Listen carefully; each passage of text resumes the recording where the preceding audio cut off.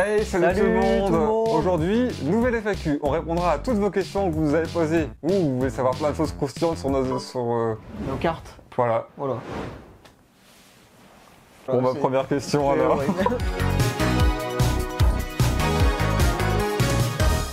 Attention, FAQ un peu spéciale, elle va être mélangée avec, attention, tenez-vous bien, des interviews avec des intervenants qui ont participé au projet de Cartoncule. Donc, ça switch d'un moment à l'autre, on ne panique pas. Première question, comment... J'ai même pas fait le premier mot, frère, c'est un truc de ouf. Il est tard, on a enchaîné depuis 15 heures un tournage, il est quelle heure? Je sais pas dire l'heure en fait. Il est 22 heures. Ça fait 7 heures qu'on est en train de tourner. Non-stop. Et là on commence la FAQ. Comme vous avez choisi des supports originaux, crochet, 3D, que pensez-vous du carrelage? Et nous montre une image de carrelage. Alors... C'est un support artistique, le carrelage? Non, mais j'ai déjà vu des gens proposer de la mosaïque. Ah. Et franchement, c'est pas mal. On a fait des cartes originales, une pelote de laine réelle, on a des cartes en 3D, un illustrateur de manga. Pour les prochaines saisons, il y aura peut-être des supports. Attention, on peut faire tout ce qu'on veut là. Faut juste trouver des gens... Ta seule limite est ton imagination. Let's go. Pourquoi avoir fait le choix de sortir de nouvelles cartes seulement 8 mois après les premières et pas plus tard? Ne pensez-vous pas que vous allez être vite limité en termes de Wonkule iconique? Ou avez-vous déjà par avance sur de nouvelles générations de cartes? Alors en gros, ce qu'il est en train de dire c'est « Ouais, 8 mois c'est rapide ». Non, 8 mois entre deux saisons, c'est très long. Sur la concurrence, c'est souvent trimestre. 3-4 saisons. Mois. Voilà, 3-4 saisons par an. On est une petite épicerie, on peut pas faire ce que fait Auchan. Voilà. Voilà, c'est tout. C'est comme ça. Par contre, ça nous a une question que j'ai déjà oubliée. Ah si, il pensait qu'on allait être à court de Wonkule. Ta seule limite est ton imagination. Maintenant que Wonkuk est bien installé, j'arrête la question, maintenant. Wonkuk. Maintenant que Wonkouille. Maintenant que Trou du cul game. Tu sais qu'il y a des gens qui disent Wonkule. C'est quoi le pire, Wonkule ou Wonkule? Wonkule. C'est vrai que Wonkule... Wonkule, c'est super cool. T'as fini ton Red Bull? Oui. Tu veux un deuxième? Waouh, non, je le prendrai en partant. Pour ne pas avoir un accident de la route. Dommage, j'aurais voulu que tu me dises oui, parce que je vais te dire j'en ai plus. Ouais, tu m'as dit qu'il y en avait qu'un, du coup j'étais content, je suis dégoûté. Enfin, genre un accident de la route. Alors sachez qu'il baille depuis 18h. Bah, on a fait 2 heures de tournage et après j'étais mort. Est-ce que vous avez du nouveau au niveau des cartes d'or? Et s'il y a déjà eu des idées qui ont été acceptées? Les tickets d'or ont été tous trouvés, Tous, ce les qui est 5. dingue. Je vous les montre de loin, mais les gagnants des tickets d'or sont tous là. Ouais, ils ont vraiment eu leur carte, hein. Voilà. On n'avait pas menti. Ils ont leur carte, ils ont fait le choix de en quoi ils voulaient déguiser, leurs photos, est-ce qu'ils voulaient leurs animaux de compagnie, etc. C'est eux qui ont choisi tout et c'est nos artistes qui ont fait les illustrations des cartes. Et ce sont des cartes qui seront du coup en secret, elles n'ont pas un numéro complémentaire parmi la collection de la saison 2. Et Ça s'est bien passé. la nouvelle de fou, elles seront pas mises dans les boosters en tant que 10e carte, ce sera une 11e carte possible bonus. C'est bonus, vous aurez des boosters avec plus de cartes. Voilà. Vous pensez faire des tournois compètes avec le nouveau set des règles? Ça peut grave être intéressant vu le nombre de combos à faire. Il y a déjà des tournois sur le Wonkule, le Sur le Discord. Discord. Ouais, t'es fatigué aussi. Hein. Ouais, c'est dur. Sur le Discord Wonkule. Je voudrais savoir si vous comptiez faire un sort de tournoi où... Je supprime cette truc. J'ai fait des doublons, j'étais fatigué quand j'ai fait les questions. Oh putain, on n'en a pas parlé depuis le début. Oh, actuellement sur le site, la saison 2 est en précommande. Il y a différents packs, du petit budget à ceux qui veulent tout. Ouais. Comme chaque année, le pack le plus vendu, qui cartonne, qui explose tous les records, c'est pas normal, c'est le pack légendaire, sauf que le pack légendaire cette année, Il y a énormément de trucs dedans. il y a beaucoup plus de trucs qui coûtent 160 €. Il y a un display dans le pack légendaire déjà. Tous les accessoires évidemment, classeurs, tapis de souris, il y a tous les accessoires de la saison 1, on les a refaits, il y en a même des nouveaux. On n'a pas la deckbox. On n'a C'est pas ça qui la nous manque. deckbox. Ah, en plus elle est trop belle, c'est me fait l'espace chier, et elle est tout. magnifique. Elle a une blague à Elle chaque est côté. bien colorée, elle est magnifique. Et du coup il y a plein de nouveaux accessoires, allez voir ça. Commandez des packs, ça nous fait plaisir. Voilà. Un petit retour en chiffres sur la première saison et vos prédictions objectifs pour la deuxième. Alors imaginons que c'était une campagne Kickstarter, combien les gens ont reçu. financé la campagne. Voilà, donc le chiffre d'affaires. Le chiffre d'affaires. Vous allez bien comprendre pourquoi on a dépassé et personne ne s'attendait à un tel succès. Si on ne parle que de la précommande de la saison 1, avant même que des gens aient des cartes en main. Alors, Tu fais une opération. non regarde, 0, Ouais, 0, ouais. 3-0. 4-0. 4-0, 5-0. 5-0. Et là où on pourrait se dire c'est dingue, et pareil en centaines de milliers, Tu vas pas... je vais le faire. Il va le faire. Je rajoute un 0, Vous avez pas fait ça quand même. et attention je vais mettre un chiffre. 3 millions d'euros. Plus de 3 millions d'euros juste avec la précommande de la saison 1. Et si on parle juste de la période où les gens ont reçu leur précommande, et en moins d'un mois, ils se sont dit j'en veux encore, ou alors juste j'ai loupé le coche, j'achète, tu prends le 3, tu le swipes et je t'en fais un 4. Non mais en gros, ça a été large au-delà de toutes les espérances, de toutes les prévisions, de tout le BP, tout. Ils avaient espéré qu'en fourchette maximum haute, on atteigne 600 000 euros. Et nous on était en mode on se réveille là-bas, jamais de la vie frère. En plein milieu de la précommande, ça a fait un genre de un P qui a grimpé. En interview on en parle, c'est ce qui a foutu la merde partout. Salut Laurent. Salut Laurent. Salut les amis. Est-ce que tu peux, tu peux dire ce que tu fais? On est 4 associés sur Link. Vous en connaissez 3, Brice, Jean-François et moi. Il y a un 4e actionnaire qu'on appelle Dormant en fait. Dormant c'est la bonne planque, c'est celui qui fait rien dans la boîte. Il est fort. Donc vous ne le voyez pas. On ne le voit pas mais on lui donne de l'argent. L'invité mystère. Et puis comme dans toute boîte, il faut tirer au hasard un qui prend la casquette de celui qui va en prison si ça va mal et qui a donc l'honneur d'être directeur général. C'était moi pendant une douzaine d'années. Pour l'instant, ça se passe bien. Ils viennent tous du jeu vidéo, car moi, je précise tout de suite, je connais cet univers, mais sous l'angle business, mais pas du tout sous l'angle du joueur. Et c'est pitoyable. En revanche, on a deux gros accros, JF et Brice, sont des reconnus de l'univers du jeu vidéo. Salut JF. Salut. Salut. Est-ce que tu peux te présenter pour les gens qui ne savent pas ce que tu fais au sein du projet? Plein de choses. À la base, chef du projet, voilà, pour rendre les choses impossibles possibles. Moi, je suis de l'huile dans les rouages pour que ça parte pas, voilà. Et pompier à mes heures perdues quand on sent que ça va être un peu tendax. C'est vrai que dans les crises, t'es souvent dans le coin.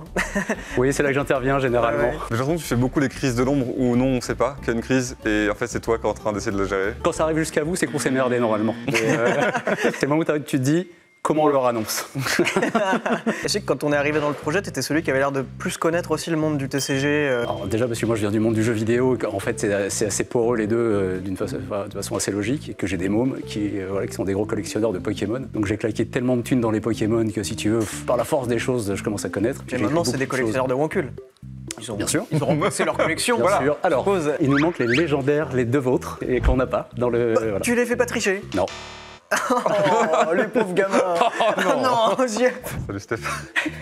Salut.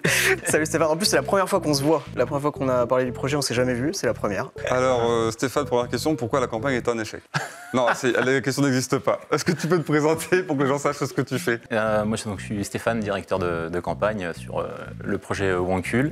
Ouais. Je me suis essentiellement occupé de toute la partie accessoires, du développement de l'e-shop et j'espère à venir du déploiement retail du jeu de cartes. Waouh, là c'est des projets. C'est le next step. Juste sur la comète, mais en même temps, c'est le prochain objectif. Ouais. Salut Nico. Salut. Est-ce que tu peux nous dire ce que tu fais au sein du projet? Alors moi je suis responsable relations clients, donc je m'occupe de toute la partie SAV. La meilleure partie, on va dire, c'est le plus fun. Tu qualifierais ton emploi de super cool et fun? Voilà, au quotidien c'est des barres de rire, mais non, on gère tous les problèmes, et pas que d'ailleurs, les demandes des clients diverses et variées, et donc on essaye de redonner le sourire à toutes ces personnes qui nous contactent.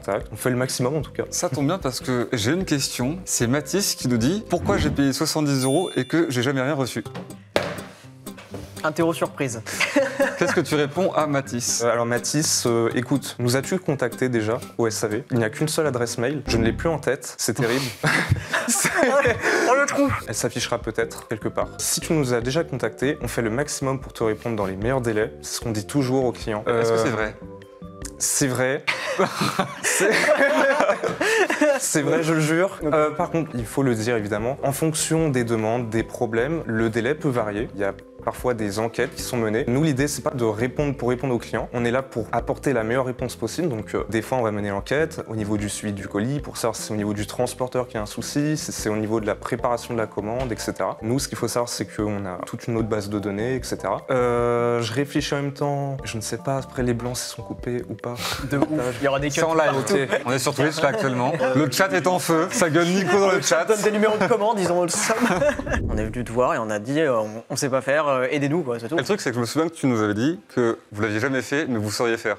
Et je me suis dit, il a vachement confiance en lui, parce que c'était vraiment un projet ambitieux. On aime bien les défis, et puis on aime bien un peu de fun. Le business, c'est aussi, on y passe un certain temps, parce que refaire la même chose à chaque fois, c'est pas tellement dans notre ADN. On a géré cette agence à la forte époque du retail physique sur le jeu vidéo, puis peu à peu, le retail physique, les parts de marché se sont inversées avec le retail digital. Donc nous, en parallèle, on s'est fait un exercice de style qu'on se fait régulièrement. C'est une petite réunion de travail tous les ans avec mes assos en se disant bon, l'année prochaine, qu'est-ce qu'on pourrait faire de nouveau? Comment on pourrait migrer ce modèle déclinant au sein du business de l'agence trade? C'est la naissance de ce département qu'on appelle édition 2.0, où on va utiliser notre savoir-faire d'éditeur. Pour l'instant, on est a priori tout seul à couvrir l'intégralité de la chaîne. Vous l'avez vécu. C'est pas évident, c'est beaucoup de personnes qui vont défiler là parce qu'en fait, c'est beaucoup d'acteurs, ça nous a coûté cher, on en a loué plein. On cumule plein de métiers, on cumule un métier d'éditeur, de créatif, de fabrication. Je pense qu'il y a une quarantaine de personnes qui bossent sur le projet depuis le début. Là, sur le nôtre? Ouais. Ok, parce que je me demandais combien de personnes ont tout Ah oui, bossé, oui. parce que nous, en direct, face à une quinzaine de personnes, mais il y a des gens Ah non, avec mais qui, alors, on bosse pas. on a les deux extrêmes. Vous en connaissez une quinzaine, effectivement, les patrons, souvent les responsables de département. Et puis l'extrême inverse, c'est si je vous prends en période de pic, quand on sert vos périodes de précommande, là on est plus de 100, puisqu'il y en a déjà 80 qui préparent les commandes à l'entrepôt. C'est ouf. Vous faites partie des gros clients chez un gros grossiste aujourd'hui qui est Dispéo. En gros, ce que tu veux dire, c'est Lourd. qu'on maintient la France active grâce au On projet. crée des emplois. Voilà. L'Europe, Bah, voilà. soyons fous. Il y a 3 talents qui ont été des opérations un peu extraterrestres chez nous et qui le sont toujours, et vous en faites partie avec Bob et Squeezie. Si tu dois faire un top 3 je veux dire, de campagne, on serait plutôt. Tu vois, Juste avec enfin, ta main. avec ta comme main, ça. genre s'il y a un top Tac, 1, tac, 2, tac, 3, tac. bon, on serait. Il est pas là, tu peux. Si, il est là. Non, il est. Non, Viens là, c'est- Bob. Non, il est pas. Il m'embête. Alors, on résume.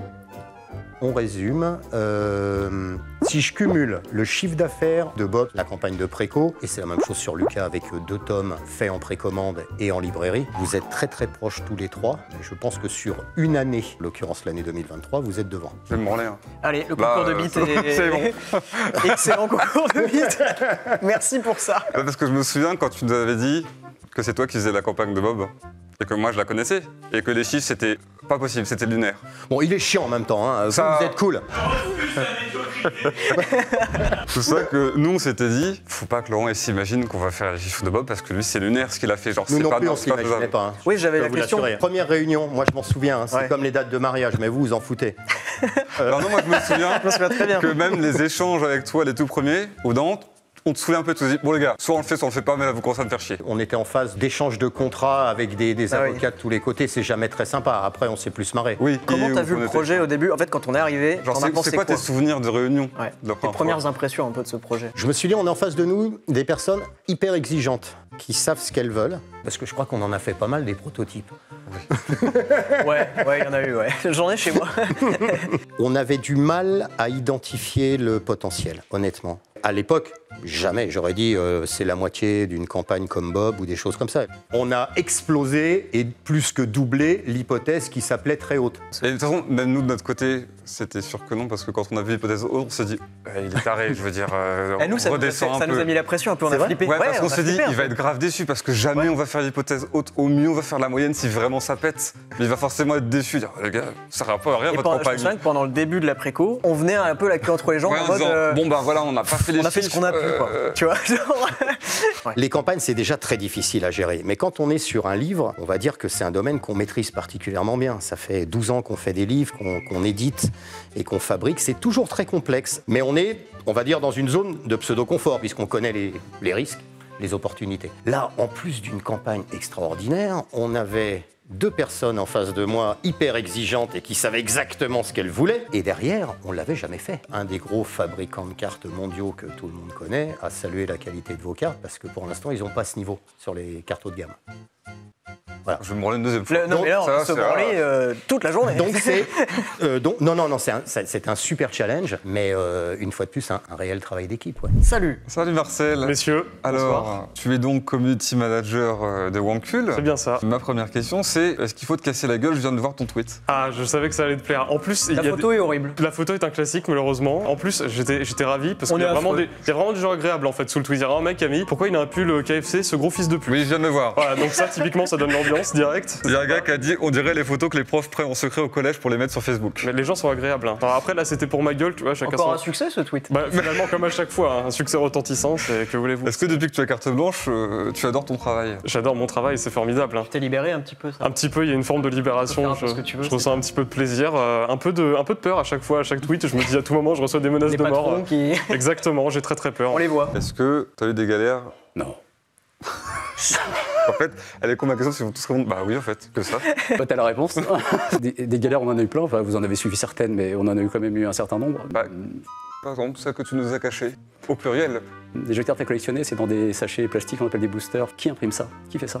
En France. Donc moi j'ai appelé plein de gens qui font des sachets, qui emballent les poulets, les trucs. Et mais oui, mon On va gars. avoir des cartes louées. Et à un moment, vous faites des films plastiques? Ouais, bien sûr, vous voulez emballer quoi? Des gâteaux, des poulets, des trucs? Il fait, oh non, je voudrais imprimer des cartes. Au bout d'un moment, t'en trouves un aussi qui dit, ah oui, des cartes, je peux vous imprimer, je peux vous faire un film plastique. Oui, mais il faut qu'il soit imprimé parce que si le film il est transparent, ça marche moins bien. Bah oui, un peu. Et le mec, il va, Clair. bah non, ça on fait pas. Et t'as un mec qui dit, mais personne ne vous le fait en France. C'est un jeu de cartes à collectionner, donc il faut de l'aléatoire.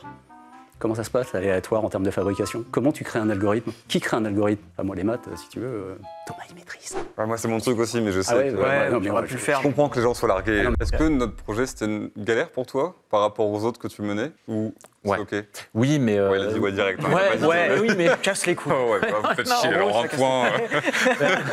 Bah, plus complexe en fait si tu veux, tu as des Ouais. campagnes où c'est un one shot, une fois que la campagne elle est terminée, tu fais produire, que ça soit voilà, tous les packs, l'ADN du projet, le produit phare, les goodies, tout ce qu'on encapsule derrière dans les packs, et puis après tu fais produire, tu livres. Là on est sur un projet qui à la fois était une campagne, mais après derrière il a fallu développer le site e-commerce, l'e-shop Wankul, qu'il faut alimenter avec toute la complexité derrière, logistique, etc. Puis en plus de ça, ce troisième step qu'on va essayer d'enchaîner, qui est le déploiement retail. Donc plus complexe, oui, plus chiant, oui. Surtout qu'on a affaire à des gens extrêmement exigeants, Il est vrai. qui travaillent la semaine, le week-end. Ah, les petits messages le samedi soir, le dimanche soir en live quand on se rend compte d'un truc. Stéphane. Le dimanche, ouais, comment ça se fait? Il n'y a plus de pack de 10 boosters, c'est le bordel, on est en sold out sur le site, ah merde, hop, dans le back-office, tu relibères du stock, enfin bref. En vrai, vous êtes souvent dispo, c'est très cool. Par contre, complexe et plus embêtant, mais plus enthousiasmant aussi. Parce que plus intéressant, c'est toujours gratifiant de travailler sur un projet qui cartonne, quoi. Et encore une fois, j'en parle, mais qui fait écho et qui résonne auprès moi de mes kids à la maison. Et aujourd'hui, ils savaient que je venais et que j'allais vous voir et qu'on allait discuter. Ils étaient comme des fous. D'ailleurs, il faudrait faire une petite photo. Tu leur après. passeras le bonjour. Ah On ouais, fera une carrément. photo. Ouais. Et des On va leur petites, dédicacer des trucs sexy. Ouais, là. les cartes sexy, on va leur signer là. Obtenir un petit nazi. Est-ce que tu as eu des vraies galères pendant le projet? Un truc qui t'a fait flipper, un truc. Nous fais pas le coup dedans. Je maîtrise tout à la perfection, jamais d'imprévu. Bah non, j'ai flippé tous les jours, donc je peux vous assurer que tout le monde était hyper sérieux et c'est une coordination qui est énorme. On vous entraîne pas mal aussi au dernier moment. Vous savez, les demandes de dernier moment, je pense que vous êtes habitués, mais on le fait souvent quand même. Tu parles des mails qui vous disent que ce week-end personne travaille et que samedi après-midi on se met en route. Oui, par exemple. Ok, ça je vois bien. Mais ça pas fait plus pas tard peur. qu'hier, je C'est crois. chiant, mais ça fait pas peur. Est-ce que t'as des petites anecdotes? Des petits casse-couilles peut-être? Oui, c'est qui ta catégorie de gens les plus chiants? Alors, on va être très honnête, il y a tout type de clients. On a des clients très bienveillants dans l'ensemble, je tiens à le dire, donc merci à vous la communauté Wankul. Brosse le poil et après. Voilà, on caresse. Et après, maintenant, on va aller dans les problèmes. Hein. On est là pour ça. Hein. Non, oui, on a forcément un petit pourcentage de clients un peu moins cordial. C'est J'ai souvent reçu le des SAV insultes qui... On en a reçu tellement. Je me rappelle, je le dis comme ça, mais je me rappelle par exemple d'un Canadien qui introduisait son mail par « Allô, connard ». Voilà. Tout simplement, avec plein de points d'exclamation. Nous, on ne prend pas pour nous. En tout cas, on essaye de prendre du recul là-dessus. Nous, on est là pour traiter toutes les demandes et les problèmes. Et on sait que des fois, le mécontentement, la frustration du client se comprend totalement. À l'inverse, ça peut arriver aussi qu'il y ait des clients qui sont fautifs de certains problèmes. Une adresse mal renseignée. Ah non, classique. Quand c'est des précommandes, si le client nous contacte avant la fin des précos, c'est logique qu'il n'ait pas encore reçu sa commande. Il y en a certains qui ne le comprennent pas. des gens qui lisent pas. Voilà, pourtant c'est écrit en gros sur notre site. Et nous, on le dit, Vous-même, hein. Vous le dites, On le dit. tous, même nous du coup. Après, voilà, on est là pour rappeler des informations, les rassurer aussi, que voilà, de toute manière, on trouvera une solution s'il y a un problème. On leur propose un dédommagement, on peut rembourser le client intégralement, partiellement en fonction du souci, on peut renvoyer un nouveau colis. Après, il faut des preuves d'une manière ou d'une autre. C'est pas genre le client se ramène, j'ai pas reçu mes cartes, et on dit ok, on vous renvoie comme ça, parce que sinon il y en a plein qui vont nous faire et on connaît les petits malins C'est évidemment. vrai que ça de vous bluffer.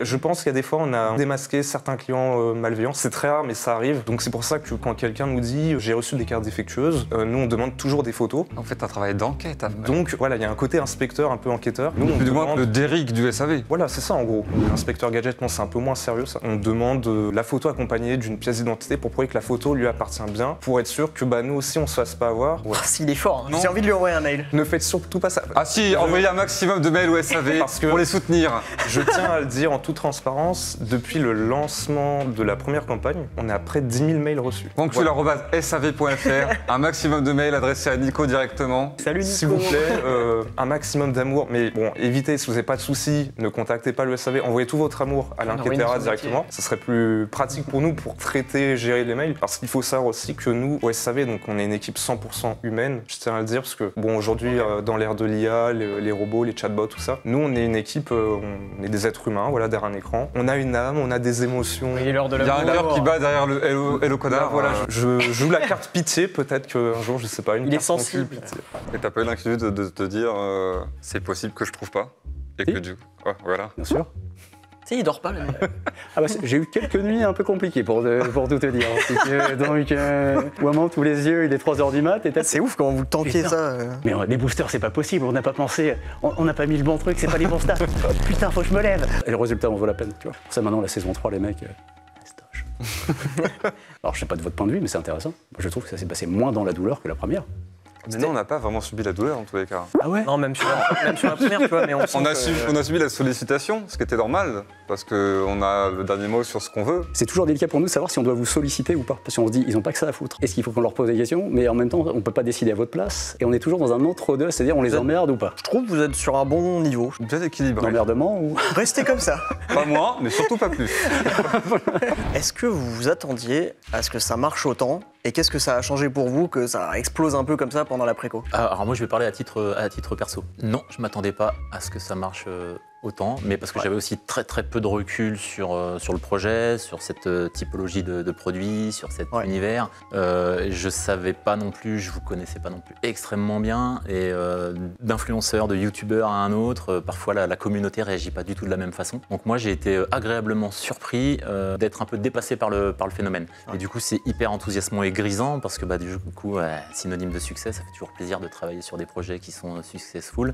Et puis surtout aussi parce que du coup on peut envisager de prolonger le cycle du produit, d'arriver avec des nouvelles propositions, des nouvelles saisons. Et du coup, la manière, quelle influence, quel impact ça a eu sur Link, c'est qu'il a fallu aussi s'adapter à l'ampleur que prenait le phénomène, dédier plus de personnes sur le projet, et se focus et se concentrer, et peut-être même vous donner la priorité par rapport à la manière dont on peut gérer notre planning et la manière dont on dédie nos ressources. Et donc pour le coup, petit à petit, ça fait un peu comme l'effet boule de neige, et il a fallu qu'on s'adapte. Comment t'as fini par être community manager? Alors de base, je travaille encore d'ailleurs pour Hugo Délire, fameux streamer que vous connaissez très bien. Et par ce biais-là, je me suis fait connaître auprès de vous. C'est Damien qui m'a fait recommander auprès de l'entreprise parce qu'il pensait que j'étais bon. Est-ce qu'il regrette? Ah tu sais, parfois on peut pas toujours viser juste. Ça fait super plaisir Il mon était gars. presque. Non, Je dis pas ça parce que t'as fait un montage récemment de photos de moi ignobles. C'est le tribunal. Hein. Ouais, non mais je vais me faire casser la C'est gueule un pour de vrai en entretien. fait. De faire C'est une pas une review de tous interview, tes c'est un tweets. entretien. Ça fait des stats, oui, mais à mes dépens. Ouais, écoute, c'est Ah la oui, mais rançon ça de la fait des gloire. stats. Je ne fais pas que des tweets, attention, hein. Il y a tout un travail en parallèle, etc. C'est vrai qu'alors, Plus de trucs. t'as un très beau travail. En réunion, à chaque fois, je suis impressionné. Quand tu nous sors ton Ouais. petit doc et que tu nous fais la présentation, je me dis, oh. Quand je T'as commence à organisé parler et ça, que interview. Link sursaute et qu'il dit « Ah, il est encore là, lui ?» Ça, c'est vraiment réglé quand même, c'est formidable. Tu as même organisé cette interview. Exactement. C'était auto-planifié. C'est exactement. Je T'es suis invité à cette interview un peu. Ouais, Ça nous fait finalement, j'ai pas demandé votre avis, mais ça fait Mais c'est quoi plaisir. ton taf? Excusez-moi, parce que je Ouais. pense que la plupart Alors. des gens qui pensent que community manager, c'est juste un gars, il cherche des tweets drôles à faire et il s'arrête là. Il y a un jour sur deux où c'est un peu ça, on va pas se mentir. Soyons honnêtes, il y a des fois où juste je scroll, je dis tiens, est-ce qu'il y a un tweet sur lequel je peux vanner quelqu'un ou me foutre de la gueule de quelqu'un ou quoi que ce soit. Mais en parallèle de ça, bon, je gère Instagram aussi, mais je gère tout ce qui est un petit peu côté des OP, les promos, etc. qu'on va faire. J'ai aidé à organiser la promo Halloween, la promo intérimaire, la promo de la PGW aussi, j'ai un petit peu participé. Bref, j'ai fait pas mal de choses. Je fais les visuels que certains trouvent moches. Je vais vous retrouver les gens qui disent que c'est moche, d'accord? Il y en a qui Je vous disent que c'est préviens. moche. Il y a un mec qui avait des visuels, c'est un peu cheap. Je vais te retrouver, d'accord? C'est bien fait? Voilà. C'est un peu cheap. cheap. On va dire que c'est correct, mais je pense que tu peux encore plus t'améliorer. Ça fait 2 mois que j'ai commencé. Je n'avais jamais touché à Photoshop avant. Donc finalement. Mais ça se ressent. Mais les progrès arrivent. Non, mais c'est cool, c'est cool. Ça fait plaisir. Encourageant. C'est On bien. attend mieux au 2e trimestre. Bah, ça fait plaisir. Hein. Je vais me donner à fond. Hein. Parce Ça- que tu vois, je savais même pas que c'était toi qui, quand t'as fait la réunion, qui gérait les plannings de communication sur, bah tiens, semaine-ci on va faire ça, semaine-ci on va faire Ouais, ça. je gère tout ça. Je travaille dans l'ombre finalement. Et tu dors Ghost ici. Rider. Ah, Exactement. bah alors oui. Je dors ici. Là où vous avez vu les autres membres de l'équipe interviewés, interviews là. c'est là que je dors ce soir. Vraiment Mais donc, impliqué, hein. Il est très impliqué. Ou alors c'est un gros clodo. À toi de voir. Hein. Il n'y a pas de... D'accord, C'est bon. on verra. Moi, je ne m'engage pas. Hein. Peut-être un peu des deux. On sait pas. Bah oui, parce que tu dors quand même sur le canapé de Ouais. l'open space. Littéralement, ouais. Bon après, j'ai quand même une maison, quoi. J'ai un domicile fixe, hein, on va pas se mentir. Oui, je te crois. Alors là, je pense que tout le monde ici Ah bah oui. est persuadé que tu as Si un on chez fait un toi. sondage à main levée, tout le monde dit oui, hein, malheureusement. Non mais j'espère qu'un jour Laurent te payera plus pour que tu puisses avoir un domicile à toi. Laurent, si tu écoutes ça, ah, tout est dit, j'ai même pas besoin de le dire. Hein. Non mais toi en plus t'es en alternance. Absolument, je travaille 4 jours sur 5. Donc t'as besoin de valider cette alternance pour avoir ton diplôme. C'est ça. Donc si je te recommande pas à la fin de ton alternance, si là tu continues de faire des montages sur ma Faire gueule, des tweets. Super le patron. Super. Un mec en or. bah là je te fais un super résumé. Super beau le mec. Mais t'as pas été inquiet genre quand on vient et que j'ai plus toi. Bon, bah, fin de l'interview. Ouais, je fais ça. On démarre officiellement la campagne en disant voilà on va faire un jeu de cartes. T'as pas, pardon mais je trouve complètement irresponsable, fou, voire complètement con. Comment ça se fait que vous vous dites Moi. que ok let's go alors que t'es même pas sûr que tu vas pouvoir réussir parce que tu connais pas encore Non, mais j'ai pleuré des larmes de sang, mon garçon. Les displays, c'est un objet unique, faut qu'on mette au moins une légendaire dedans. Comment tu fais pour être sûr qu'il y a une légendaire dedans je vous explique comment ça se passe. Faut que votre commu la sache. On fait une réunion où vous demandez des choses, parfois des choses un peu ardues. Laurent est à la réunion et dit mais pas de problème les garçons. La réunion se termine et, Laurent se retourne vers moi en disant bon bah JF tu gères. Il y a des petits détails, par exemple les fameux bords noirs en termes d'impression sur les cartes. C'est une tannée pour un imprimeur. C'est une tannée pour parce qu'au moment où tu Ça découpes. paraît rien en fait. Vous allez avoir- Ah non mais c'est un enfer. Il faut que ta coupe elle soit prête, droite au millimètre si tu veux parce Ouais. que si tu décales un tout petit peu. On voit que tu as un bord plus épais que l'autre. Le plus simple, c'est pas faire de bord. Et à un moment, nous, on a dit, bah, vous savez quoi? On va faire les deux. Des cartes avec bord, des cartes sans bord. Et là, c'est un bordel, en fait. Voilà. Et tout est comme ça. Et donc, en parallèle, ce que vous n'aviez pas, c'est que moi, j'ai des associés charmants qui me disaient, dès la prochaine, bon, alors, t'en es où des cartes? Ça avance? C'est bon? T'en es où? Et moi, j'étais là, voilà, lui, il me répond pas, lui, il m'a dit non, lui, c'est pas possible, lui, machin. Mais je relance, et puis le temps passe, et tu vois que, en fait, ça met un peu de pression. Puis après, il y a Guillaume qui intervient, parce que Guillaume, on a déjà travaillé avec lui, c'est quelqu'un qu'on aime beaucoup, quelqu'un qui s'est vachement bien bossé, et qui, justement, a pu rendre possible l'impossible. Salut Guillaume. Salut à vous. Alors, est-ce que tu peux te... Bah ouais, bon courage. Non, déjà, c'est vrai que tu as énormément de choses à dire parce que tu as eu un rôle très important. Est-ce que tu peux te présenter Je m'appelle Guillaume et je suis imprimeur de jeux de société, enfin fabricant de jeux de société. Donc j'imprime, je découpe tout ce qui est en papier et carton. Donc nous, on est venu te voir voilà, l'an dernier, début de projet, en sachant pas du tout ce que ça allait devenir en fait. Ouais. Qu'est-ce qu'on t'a dit au début? Comment ils sont venus vers toi? Comment ça s'est passé? L'anecdote est formidable. J'ai retrouvé l'email par hasard. Le premier email, c'était une demande de Jean-François qui me dit Guillaume, est-ce que tu saurais imprimer 10 000 jeux de cartes? Le projet, c'était au départ, et si on faisait 10 000 jeux de cartes? Alors j'ai dit 10 000, c'est un gros chiffre, puisque moi, dans mes fabrications de jeux de société, j'étais spécial, enfin je le suis encore, entre 500 et 5 000, donc 10 000 c'est gros. Donc je vous ai imprimé un petit jeu de cartes que j'ai envoyé à Jean-François, que vous avez dit bah c'est super, c'est cool, ça nous plaît. Donc je me suis dit bah ok, je vous suis. Donc la première demande c'était 10 000, et puis après les choses se sont... C'est passé ce qui s'est passé. Bah après tu peux, ouais, sois concret, hein, ça a été la merde. Alors ouais, en fait, la richesse de votre projet et à la fois le truc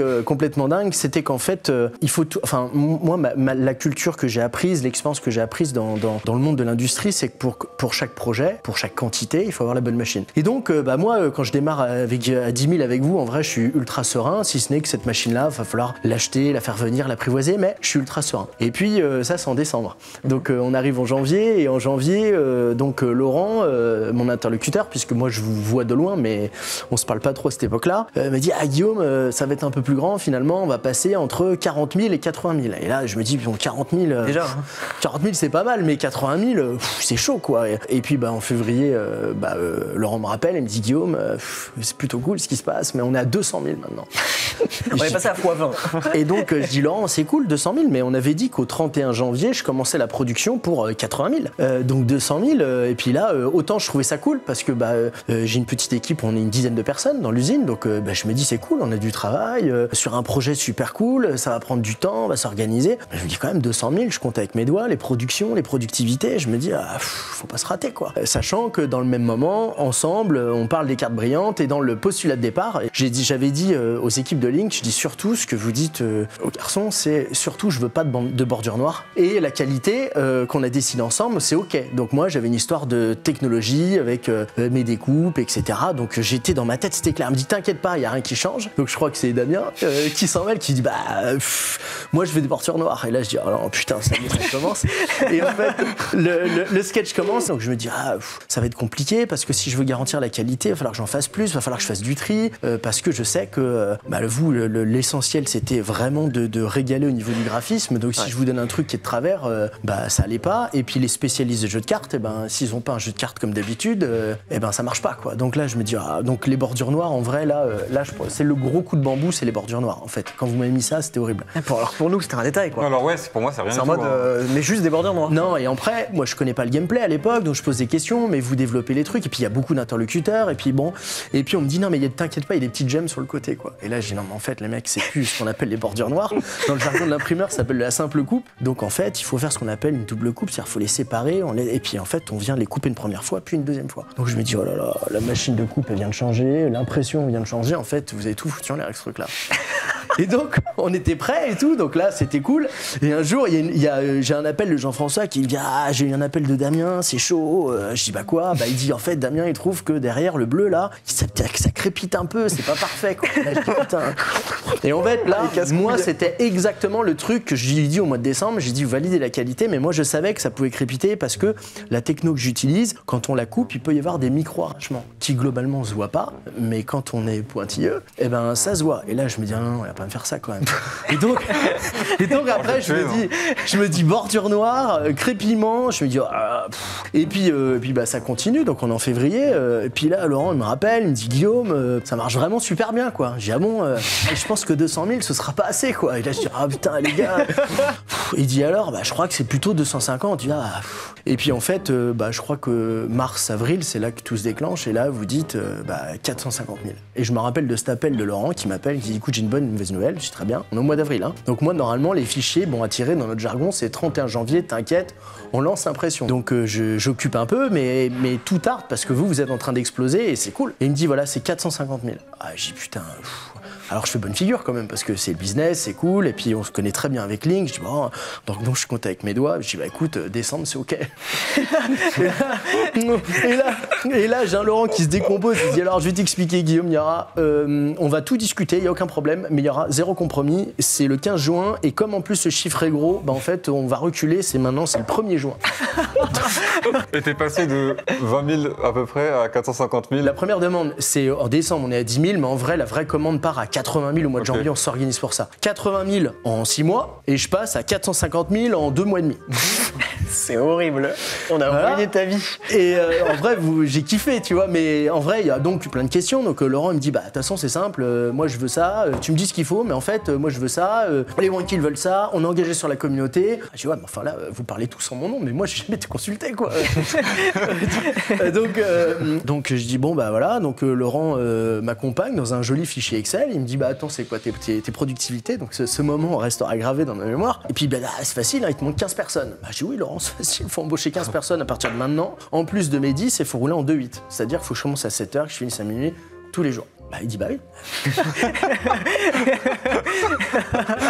Alors le côté très cool c'est qu'il m'a dit Guillaume financièrement je vais t'aider, c'est-à-dire qu'il est hors de question que on a notre part de responsabilité, mais de toute manière on n'a pas d'autre solution, il faut que ça sorte. Alors la petite histoire c'est que du coup j'appelle une personne que je connais très bien dans le recrutement, je dis j'ai besoin de 20 personnes, elle me dit pourquoi? Demain. Je dis mais Guillaume t'es sérieux, 20 personnes? Tu cherches quoi comme job? Je sais pas, imprimeur, massico, reconditionnement, film, je sais pas, tout ça quoi, c'est logique. Donc moi je fais des entretiens de groupe avec 5 ou 8 personnes et donc on parlait, ça faisait un peu entretien d'alcoolique anonyme quand on se parlait tous, machin et tout. Et puis on faisait des charrettes et après on avait organisé en fait plein de tables où les mecs venaient, où j'avais donc, chez moi j'ai deux managers en fait au sein des équipes, un qui est spécialisé en impression et un autre en façonnage, pour faire simple, tout ce qui est découpe, collage, etc.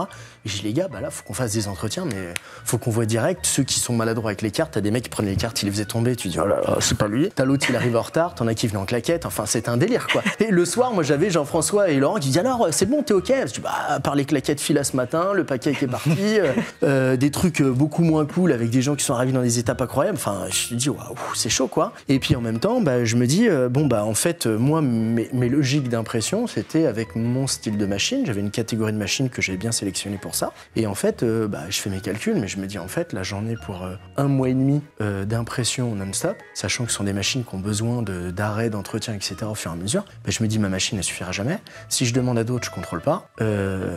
En fait, c'est la merde.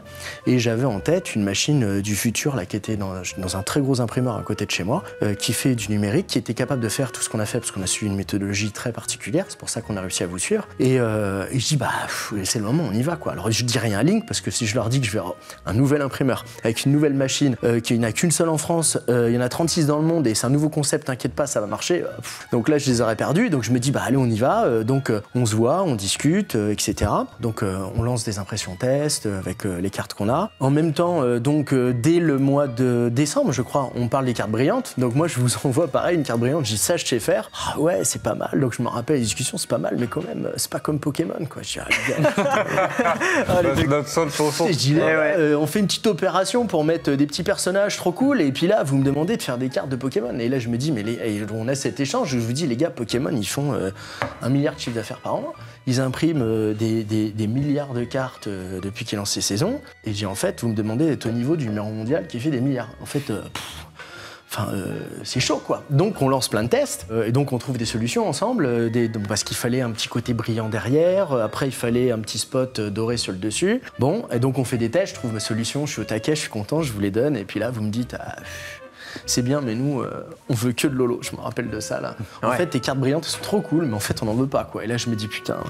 Et en fait, pour de vrai, quand je vous dis la machine ne marche pas avec Lolo, il se trouve que la machine que j'ai sélectionnée, qui était une balle, qui faisait des super produits, dont les tickets d'or et tout, bah, en fait, il y a un truc qu'elle sait pas faire, c'est Lolo. Et donc, je lui dis, en fait, on avait enfin trouvé une solution avec un truc qui brille, avec des effets qu'on pourrait expliquer, montrer. Mais en fait, quand vous m'imposez ce truc-là, je me dis putain, faut que je reparte sur une autre techno pour les petits spots qui brillent, quoi. Donc, je me renseigne sur les spots qui brillent, machin.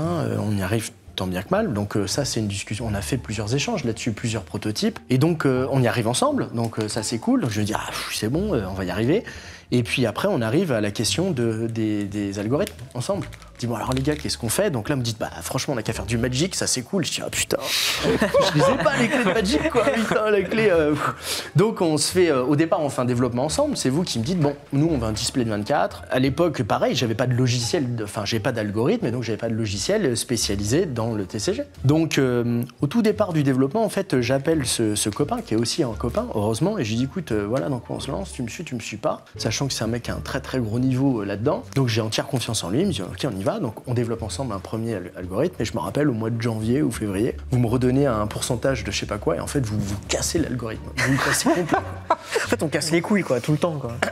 Un peu, mais bon, avec beaucoup de sourire. Mais donc non, en fait, là je me dis c'est pas possible, et je me rappelle, je lui dis à Jean-François, mais tu peux pas.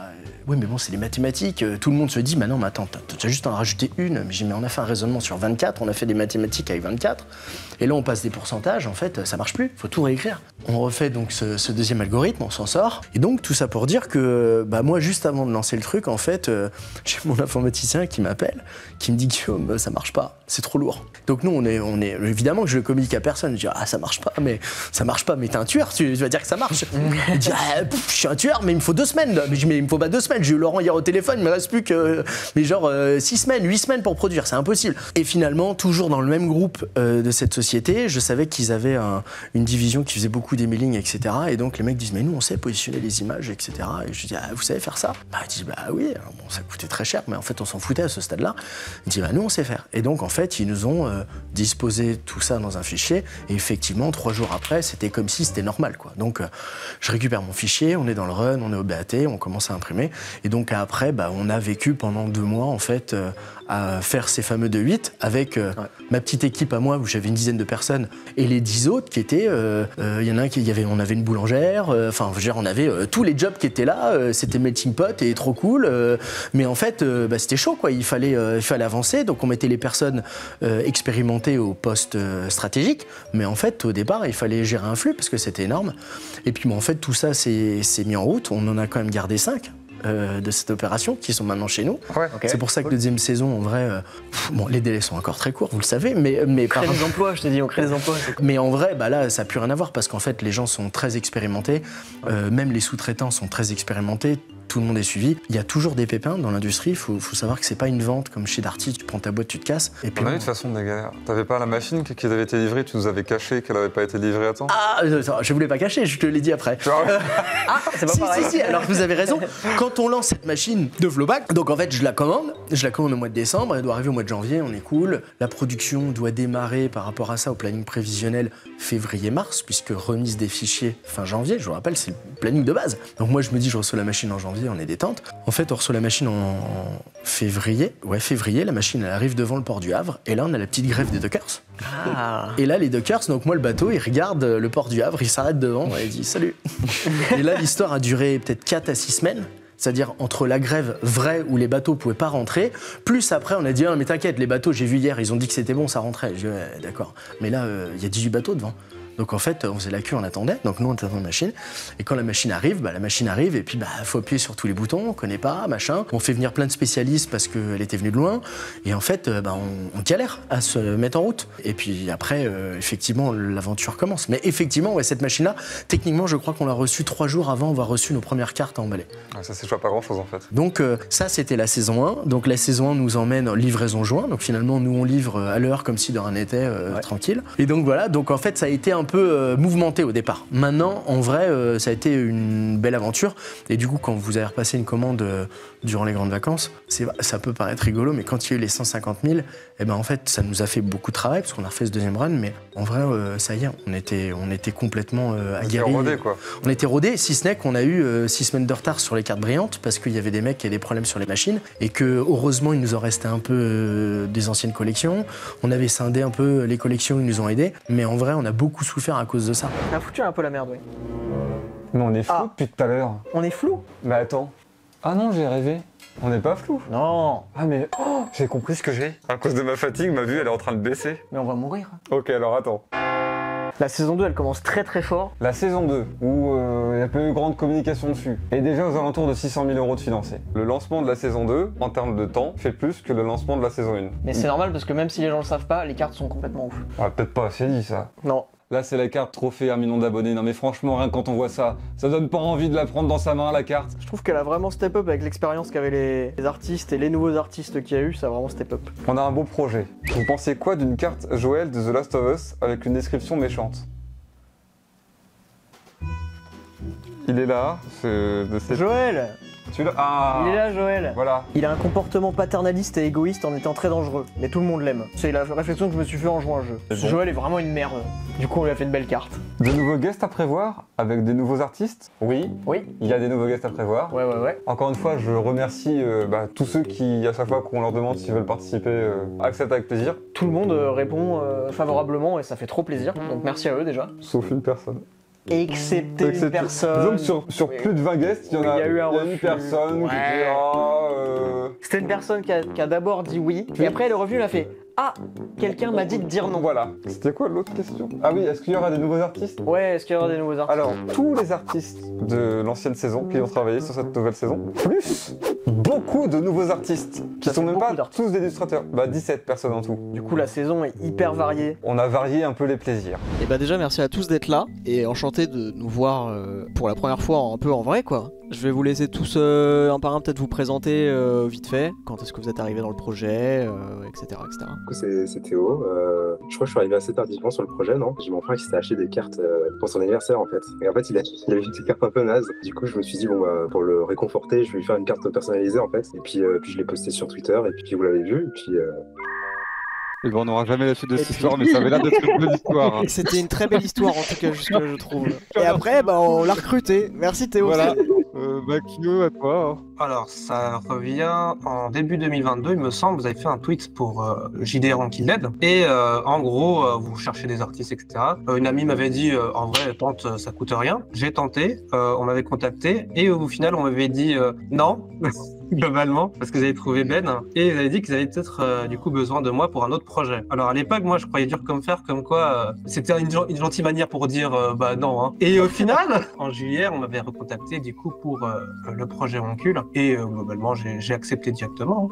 Donc moi c'est mon pseudonyme pour les cartes c'était Yorick et j'ai commencé à la saison 1 aussi et à peu près la même chose c'était pour la demande de dessinateur pour Walking Dead. J'avais pas été prise et j'avais aussi l'impression que c'était on vous recontacte pour un autre projet en mode ok c'est tu leur as mis la douille à tous. Trop bien. Et je me souviens j'avais reçu donc le mail mais de l'entreprise qui s'occupe de gérer tout ça ligne digitale je crois. J'ai cru que c'était un scam au début et j'hésitais à répondre, j'étais là en mode mais c'est pas possible. Et en fait j'ai répondu et c'était vrai et donc je suis là et j'ai fait quelques cartes. Merci, donc c'est-à-dire qu'il y a une possibilité pour qu'il y ait des gens qu'on ait contactés qui se disent c'est un scam, ils ont jamais répondu. C'est trop drôle ça, j'adore. Moi un peu pareil que Yorick, du coup j'avais répondu au tweet début 2022 quand on cherchait des illustrateurs pour le RP. Sauf que moi on m'avait même pas répondu du tout, hein, donc j'ai un peu passé à autre chose. Et en fait j'avais reçu le mail du coup pour le projet Wancul, mais par la boîte mail de mon site où je recevais que des scams russes ou chinois. Et là je reçois ça au milieu, j'étais prête à le supprimer, je me dis attends je vais regarder quand même. Je demande à mon copain de regarder pour être sûr aussi et ouais et voilà du coup. Ouais. Donc on aurait failli pas vous avoir en fait là, je me dis tout le monde a pensé que c'était un scam. Il y a des histoires effrayantes là. Moi je pense que je suis l'un des illustrateurs qui a le plus tôt entendu parler du projet parce que moi donc j'avais postulé pour le JDR et à la même époque Terra me dit ouais on a un projet de cartes, déjà j'imaginais un petit jeu de cartes machin, voilà des cartes à jouer genre un petit paquet de 54 cartes et je lui fais non j'aurais pas trop le temps et puis voilà après sur le projet depuis. Alors moi c'était Terra qui avait demandé s'il connaît. Enfin, il avait fait un tweet pour chercher des artistes 3D et un pote il m'a envoyé le tweet, il m'a dit vas-y tente. Donc j'ai envoyé mon portfolio et j'ai pas eu de réponse. L'histoire est horrible. Non mais ça va. Et plus tard la personne qui avait été choisie c'était pour faire des sub-alertes du coup. La personne qui a été choisie elle pouvait pas finir et donc je l'ai remplacé sur la dernière sub-alerte et je crois qu'il a kiffé donc il m'a dit est-ce que tu veux faire des cartes en cul. J'ai dit oui direct. Est-ce qu'il y a des cartes que vous avez fait qui vous ont marqué d'une manière ou d'une autre, des cartes marrantes ou des trucs qui vous ont marqué ou pas du tout? Si, mais en fait c'est pour la saison c'est la saison 2 mais c'est des guests. Je sais pas si vous vous rappelez de cette anecdote. Ah, est-ce qu'on a le droit de dire les guests? En gros c'était pour des guests et il fallait que je fasse un tatouage de Guts. Ah oui. Sauf que je ne connais pas Berserk. Donc moi j'ai littéralement fait un tatouage qui représente Guts et pas le tatouage de Guts, enfin que Guts a. Ah oui d'accord. Donc j'avais fait un super personnage et tout, j'en étais trop fier et après Terra me dit alors je crois qu'on s'est mal compris. Parce que pour moi c'était limpide, je t'avais dit il faut que tu lui fasses le tatouage de Guts. Dans ma tête ça voulait vraiment dire le tatouage de Guts qu'il a quoi sur lui. Et quand je le disais je fais il y a eu un quiproquo, je vois que il ne connaît peut-être pas Berserk. Après on aurait pu laisser comme ça, mais ça faisait un peu bizarre d'avoir le tatouage de Guts entièrement dans le cou. Moi j'aimais bien sur Micromania ce qu'il y avait dans la poubelle. Est-ce que ça n'a pas été coupé ça Est-ce qu'on les voit sur les cartes? J'avais trop peur que ça se voit pas. A priori, enfin moi j'ai ouvert 37 boosters, je n'ai eu aucune carte shiny et une seule bronze, donc vraiment je ne sais pas à quoi elle ressemble. Bah nickel. Alors il y en a plusieurs où les refs étaient un peu, c'était pas trop mon univers on va dire, genre le garage plein de merde ou la magnifique galaxie. Oh tu t'es tapé les pires. Mais la plus compliquée techniquement parlant c'était, je sais pas si vous l'avez spoilé ou pas, c'était celle pour le daltonisme en fait parce que je ne suis absolument pas daltonienne, du coup je ne savais absolument pas si ça fonctionnait ou pas et je me suis tapée à faire tous les ronds à la main donc je me suis dit j'espère que ça fonctionne parce que j'ai pas envie de la refaire celle-là. Elle fonctionne, donc c'est bon. Le meilleur compliment qu'on puisse faire sur celle-là c'est je ne comprends pas ce que c'est. Mais dis-toi concernant la 3D, parce que toi tu fais partie de la saison 2, tu fais partie des nouveaux artistes qui ont été recrutés avec un style qui est au-delà de l'illustration. T'as t'as des trucs par rapport aux cartes que t'as réussi à réaliser qui sont vraiment trop cool. Elles ont un style ultra particulier. T'as vraiment réinterprété Wonkul d'une certaine manière. Ouais. Alors je suis bien content parce que le style il est très 2D et c'était assez difficile à interpréter en 3D justement parce qu'il y a des angles et tout. Sinon changer le visage ça allait parce que j'avais une bonne idée en tête et quand j'ai montré la carte catcher de Terra, celle qui représente Hulk Hogan, j'ai montré à mes potes pour avoir des avis et ils m'ont tous dit oh le paquet parce que voilà, il est... Au début il y avait un très gros paquet mais j'ai dû le réduire parce que je savais pas si c'était ça allait passer. Il a toujours un beau paquet, hein, je l'ai sous les yeux, elle est quand même pas mal. Ben, toi, t'as un truc? T'as une carte? À part la nazie Non, c'est plutôt sur quelques cartes où à chaque fois j'aime bien la façon dont vous acceptez mes idées qui sont un peu limites parfois, genre le petit bébé. Bah, t'as qui mis un prend god avec un bébé, quoi. Voilà, hein, l'obèse. Benjamin, toujours force de proposition, moi j'aime beaucoup. Pronostic sur le nombre de displays que Terra devra ouvrir pour avoir le Master Set. Je rappelle qu'avec Link on a fait un concours de Master Set. En gros, on ouvre des displays et qui arrivera à compléter sa collection en premier. Tu l'as fait en combien de displays? Pas beaucoup, hein, genre 6. 6. Oh, 6. En 6 displays, il a complété sa collection de 180 cartes. Il m'en a fallu 17. Après, ça peut très bien s'échanger pour la saison 2, tu vois, ça peut... La chance tourne, tu vois. Peut-être que cette fois, tu vas... Allez, je te prédis, hein, 10. Non, c'est beaucoup. Bah 17, c'est beaucoup quand même. T'as fait en 6, toi? Oui, mais j'ai eu beaucoup de chance. Je me prévois un 8 displays pour faire le Master Set. Et toi, combien tu penses? T'as dit 8? Ouais. 7. C'est une merde. Ah bah attends. Si l'on travaille dans une boutique indépendante, est-il possible de passer commande pour proposer les cartes à la vente ou vous souhaitez garder le contrôle total sur vos ventes sans vente d'entreprise tierce? Évidemment, surtout en ce moment, c'est un peu le plan, de travailler... Si mon micro l'a capté, mon micro l'a peut-être pas capté, mais moi j'ai capté le respect. Ça c'est, j'ai été scandalisé parce que... Dépêche-toi parce qu'on n'a pas beaucoup de temps. Oh vite les batteries des micros. Le but dans tous les cas, c'est que 2024, nos cartes arrivent dans les hobby shops. Noël là, Noël 2023 qui arrive, on va avoir un hobby shop qui sera éphémère dans la vente de nos cartes. Et suivant le succès ou non que ça va avoir, ça va être un bon indicateur pour dire hey, le hobby shop, c'est intéressant, regardez, ça marche bien. Est-ce que ça va être dispo au magasin? C'est la grande question que tout le monde se pose. Chez Lidl? Non, je n'ai pas encore bouclé le partenariat. L'idée était de faire nos preuves vis-à-vis de la communauté, donc d'avoir une saison 1 qui visiblement a eu un beau taux de retour. Donc on a aujourd'hui un plan en 2024 qui va consister d'aller principalement rencontrer les hobby shops, organiser des tournois, faire découvrir peut-être à d'autres personnes qui ne sont pas directement dans votre communauté ce jeu via peut-être plus sa jouabilité que l'aspect clin d'œil à la communauté Wonkul. Voilà, c'est nos ambitions et ça va vraiment être le cheval de bataille 2024. Ouais. Je ne vais pas parler de la saison 3 parce que c'est trop tôt, mais ça pourrait se faire également. Nous, je me souviens que les premières discussions qu'on avait eues avec le jeu, c'était de dire directement est-ce qu'on pourrait prétendre à être dans la grande distribution? On nous avait dit ah les gars, il faudrait que vous vendiez au moins 100 000 boosters pour pouvoir aborder le sujet de la grande distrib. Bon, on a quand même vendu plus que ça maintenant. Ouais. Et on n'est toujours pas dans la grande distrib. Bon, alors moi, j'ai un regard un peu différent. Ça, c'est en l'occurrence, c'est pas moi. Pour moi, là, c'était pas la quantité, mais en tous les cas, cette question de distribution, quand on l'a abordée, moi, je la trouvais très intéressante. Moi, j'ai vécu, allez, on va dire 7 ans. Mon quotidien, c'était de vendre à ces spécialistes, magasins spécialistes que vous appelez aussi hobby shop, mais magasins spécialistes de proximité, de centre-ville, etc. Il faut savoir que dans le milieu du jeu, il y a 3 grandes familles. Il y a les magasins spécialisés, il y a la grande distribution spécialisée, que Fnac, Cultura, les enseignes de jouets en tout genre, et bien sûr la GSA c'est alimentaire, donc Carrefour, Auchan, etc. Donc pour toucher du Carrefour, Auchan, en gros, tu n'appelles pas Pokémon, tout le reste ça fout le camp. Même un Magic, c'est compliqué. Donc en gros, il vous restez que les 2 tiers. Effectivement, ça, cette question de distribution, bah pour moi, quand on a échangé sur la question, pendant les grandes vacances, on a essayé de jouer à ton jeu. Et donc là, c'est là, on a pris le temps, on a soufflé pendant la 2e collection, et en fait, on ouvre. Et donc, on essaye. Donc moi, je suis un peu gamer, machin. J'essaie de jouer, et là, je me dis, en fait, j'adorais la graine, l'idée de départ de Guilin, mais en fait, le jeu, quand je commence à jouer, je me dis, c'est la catastrophe, en fait. C'est-à-dire, toutes les idées sont bonnes, mais en fait... Ça va faire plaisir à Guilin, ça. Non, mais Au départ, il est comme moi, hein, c'est-à-dire qu'au départ, on fait une petite mécanique de jeu pour accompagner 10 000 jeux de cartes. C'est pas ambitieux, donc... moi, je peux pas jamais lui tirer dessus à boulet rouge, jamais. C'est-à-dire qu'au départ, en termes techniques, il a pas fait un jeu, il a fait un concept, mais en fait, un jeu, il doit être testé, retesté, etc. Il faut des mois de création, et en fait, lui, il a suivi la même chose. Tiens, Guillaume, en fait, dans 8 semaines, c'est bon ou pas? Mais dans 8 semaines, comment? 8 semaines à partir de quand? Voilà, donc en fait, il a vécu la même chose que moi. Moi, j'avais une équipe, lui, il était tout seul, il devait écrire son truc. Au départ, il avait un cahier des charges avec des zones de temps de développement. Encore une fois, c'est compliqué. Donc c'est pour ça que je veux pas lui casser du sucre sur le dos, jamais. Mais c'est dire que, encore une fois, pour 10 000, c'est cool. Pour 500 000, c'est pas cool. Ouais. Pour 1 million, c'est inacceptable.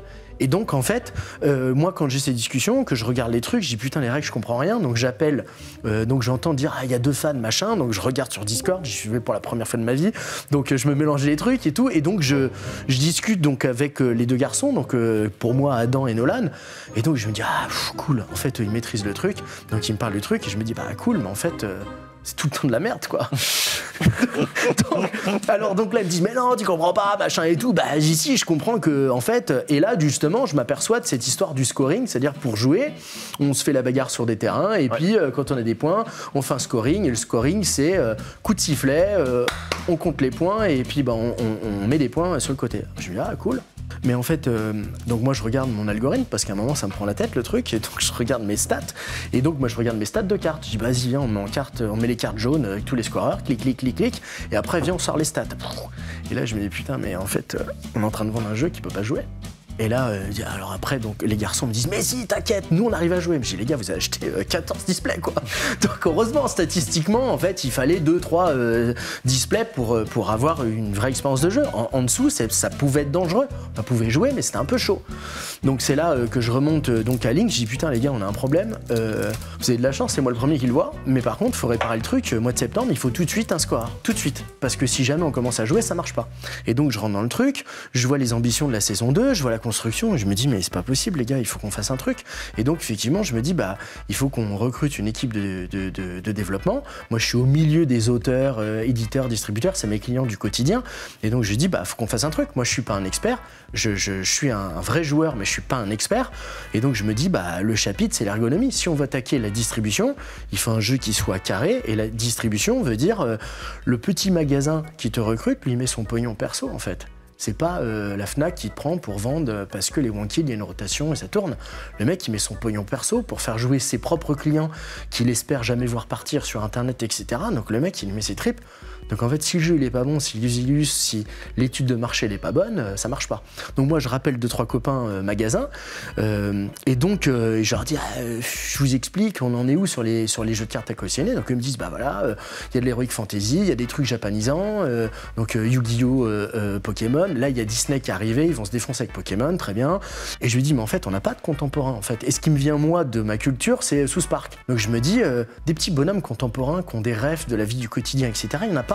Par contre, dans l'esprit, il faut surtout pas vendre à un magasin spécialisé des youtubeurs, parce qu'ils ont peur. Ça veut dire effet de mode pour eux. Parce que dès qu'il y a un effet de mode, ils flippent. Oui, mais eux, ils sont là depuis 15 ans. Oui, mais en fait, moi, avant, j'ai fait des putains de grosses licences et je me suis gamellé. Donc en fait, ça, j'en veux pas. Et donc, je dis, ok, on va faire autrement.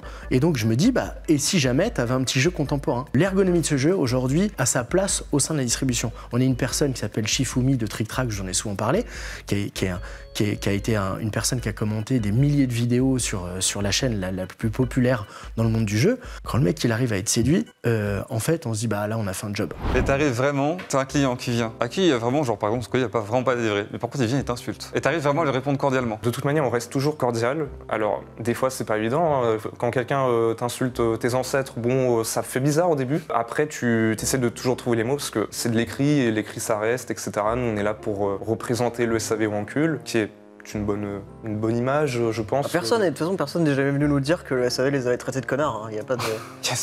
Normalement, c'est bon. C'est-à-dire qu'on fait du bon boulot. Non, et d'ailleurs, ce qu'il faut savoir aussi, c'est que souvent au SAV, les problèmes, ça fait plus parler que quand il n'y a pas de problème, on entend moins parler. Ce qu'il faut savoir, c'est que le SAV, c'est un taux de 2% maximum. Donc, c'est-à-dire qu'il y a 98% de clients qui n'ont eu aucun souci. Et dans les 2%, c'est des clients qui nous contactent parce qu'ils ont une question, pas forcément un problème direct, où évidemment, il y a des problèmes, on est là pour y répondre.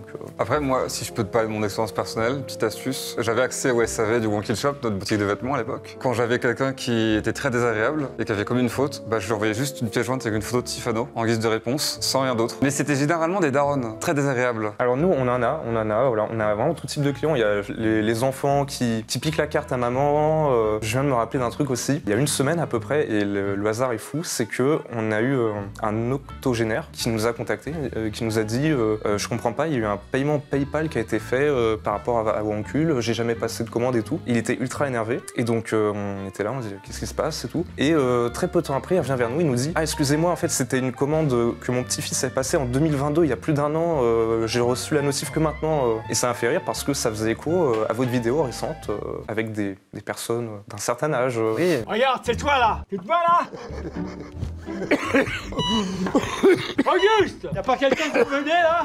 Je sais pas si on a des abonnés au octogénaire. Je me suis demandé, j'aurais préféré l'histoire qu'en fait il avait Alzheimer, qu'il avait oublié qu'il avait adoré Wancul. Peut-être, mais non, on a vraiment tout type de clients. Évidemment, on traite au quotidien dans l'ensemble des messages plutôt négatifs forcément, mais on a parfois un peu des petites surprises qui font que tout d'un coup tu t'ouvres un mail, tu sais jamais à quoi t'attendre, et là t'as quelqu'un qui te dit allô connard des fois, mais bon, t'as aussi des fois des clients qui te remercient, qui te disent qu'ils sont super contents de leur carte, que tout est nickel et tout. Ils envoient juste un mail de remerciement. C'est cool. Ah, c'est cool ça. Ça arrive aussi. Évidemment, en général, au SAV, tu te prends pas la peine de contacter quelqu'un si t'as pas de soucis. Je l'ai jamais fait. Mais merci à tous ces clients qui nous contactent pour nous dire on n'a aucun problème. On a plus de mails à traiter du coup, mais au moins c'est cool, on n'a pas toujours que des problèmes et des trucs où on doit enquêter. Donc c'est sympa aussi. Et de toute façon, là, avec la qualité qu'on a maintenant, est-ce que tu penses que on a grave une crédibilité à pouvoir être proposé dans la distribution à côté des grosses marques de TCG? Alors, moi je te réponds deux choses.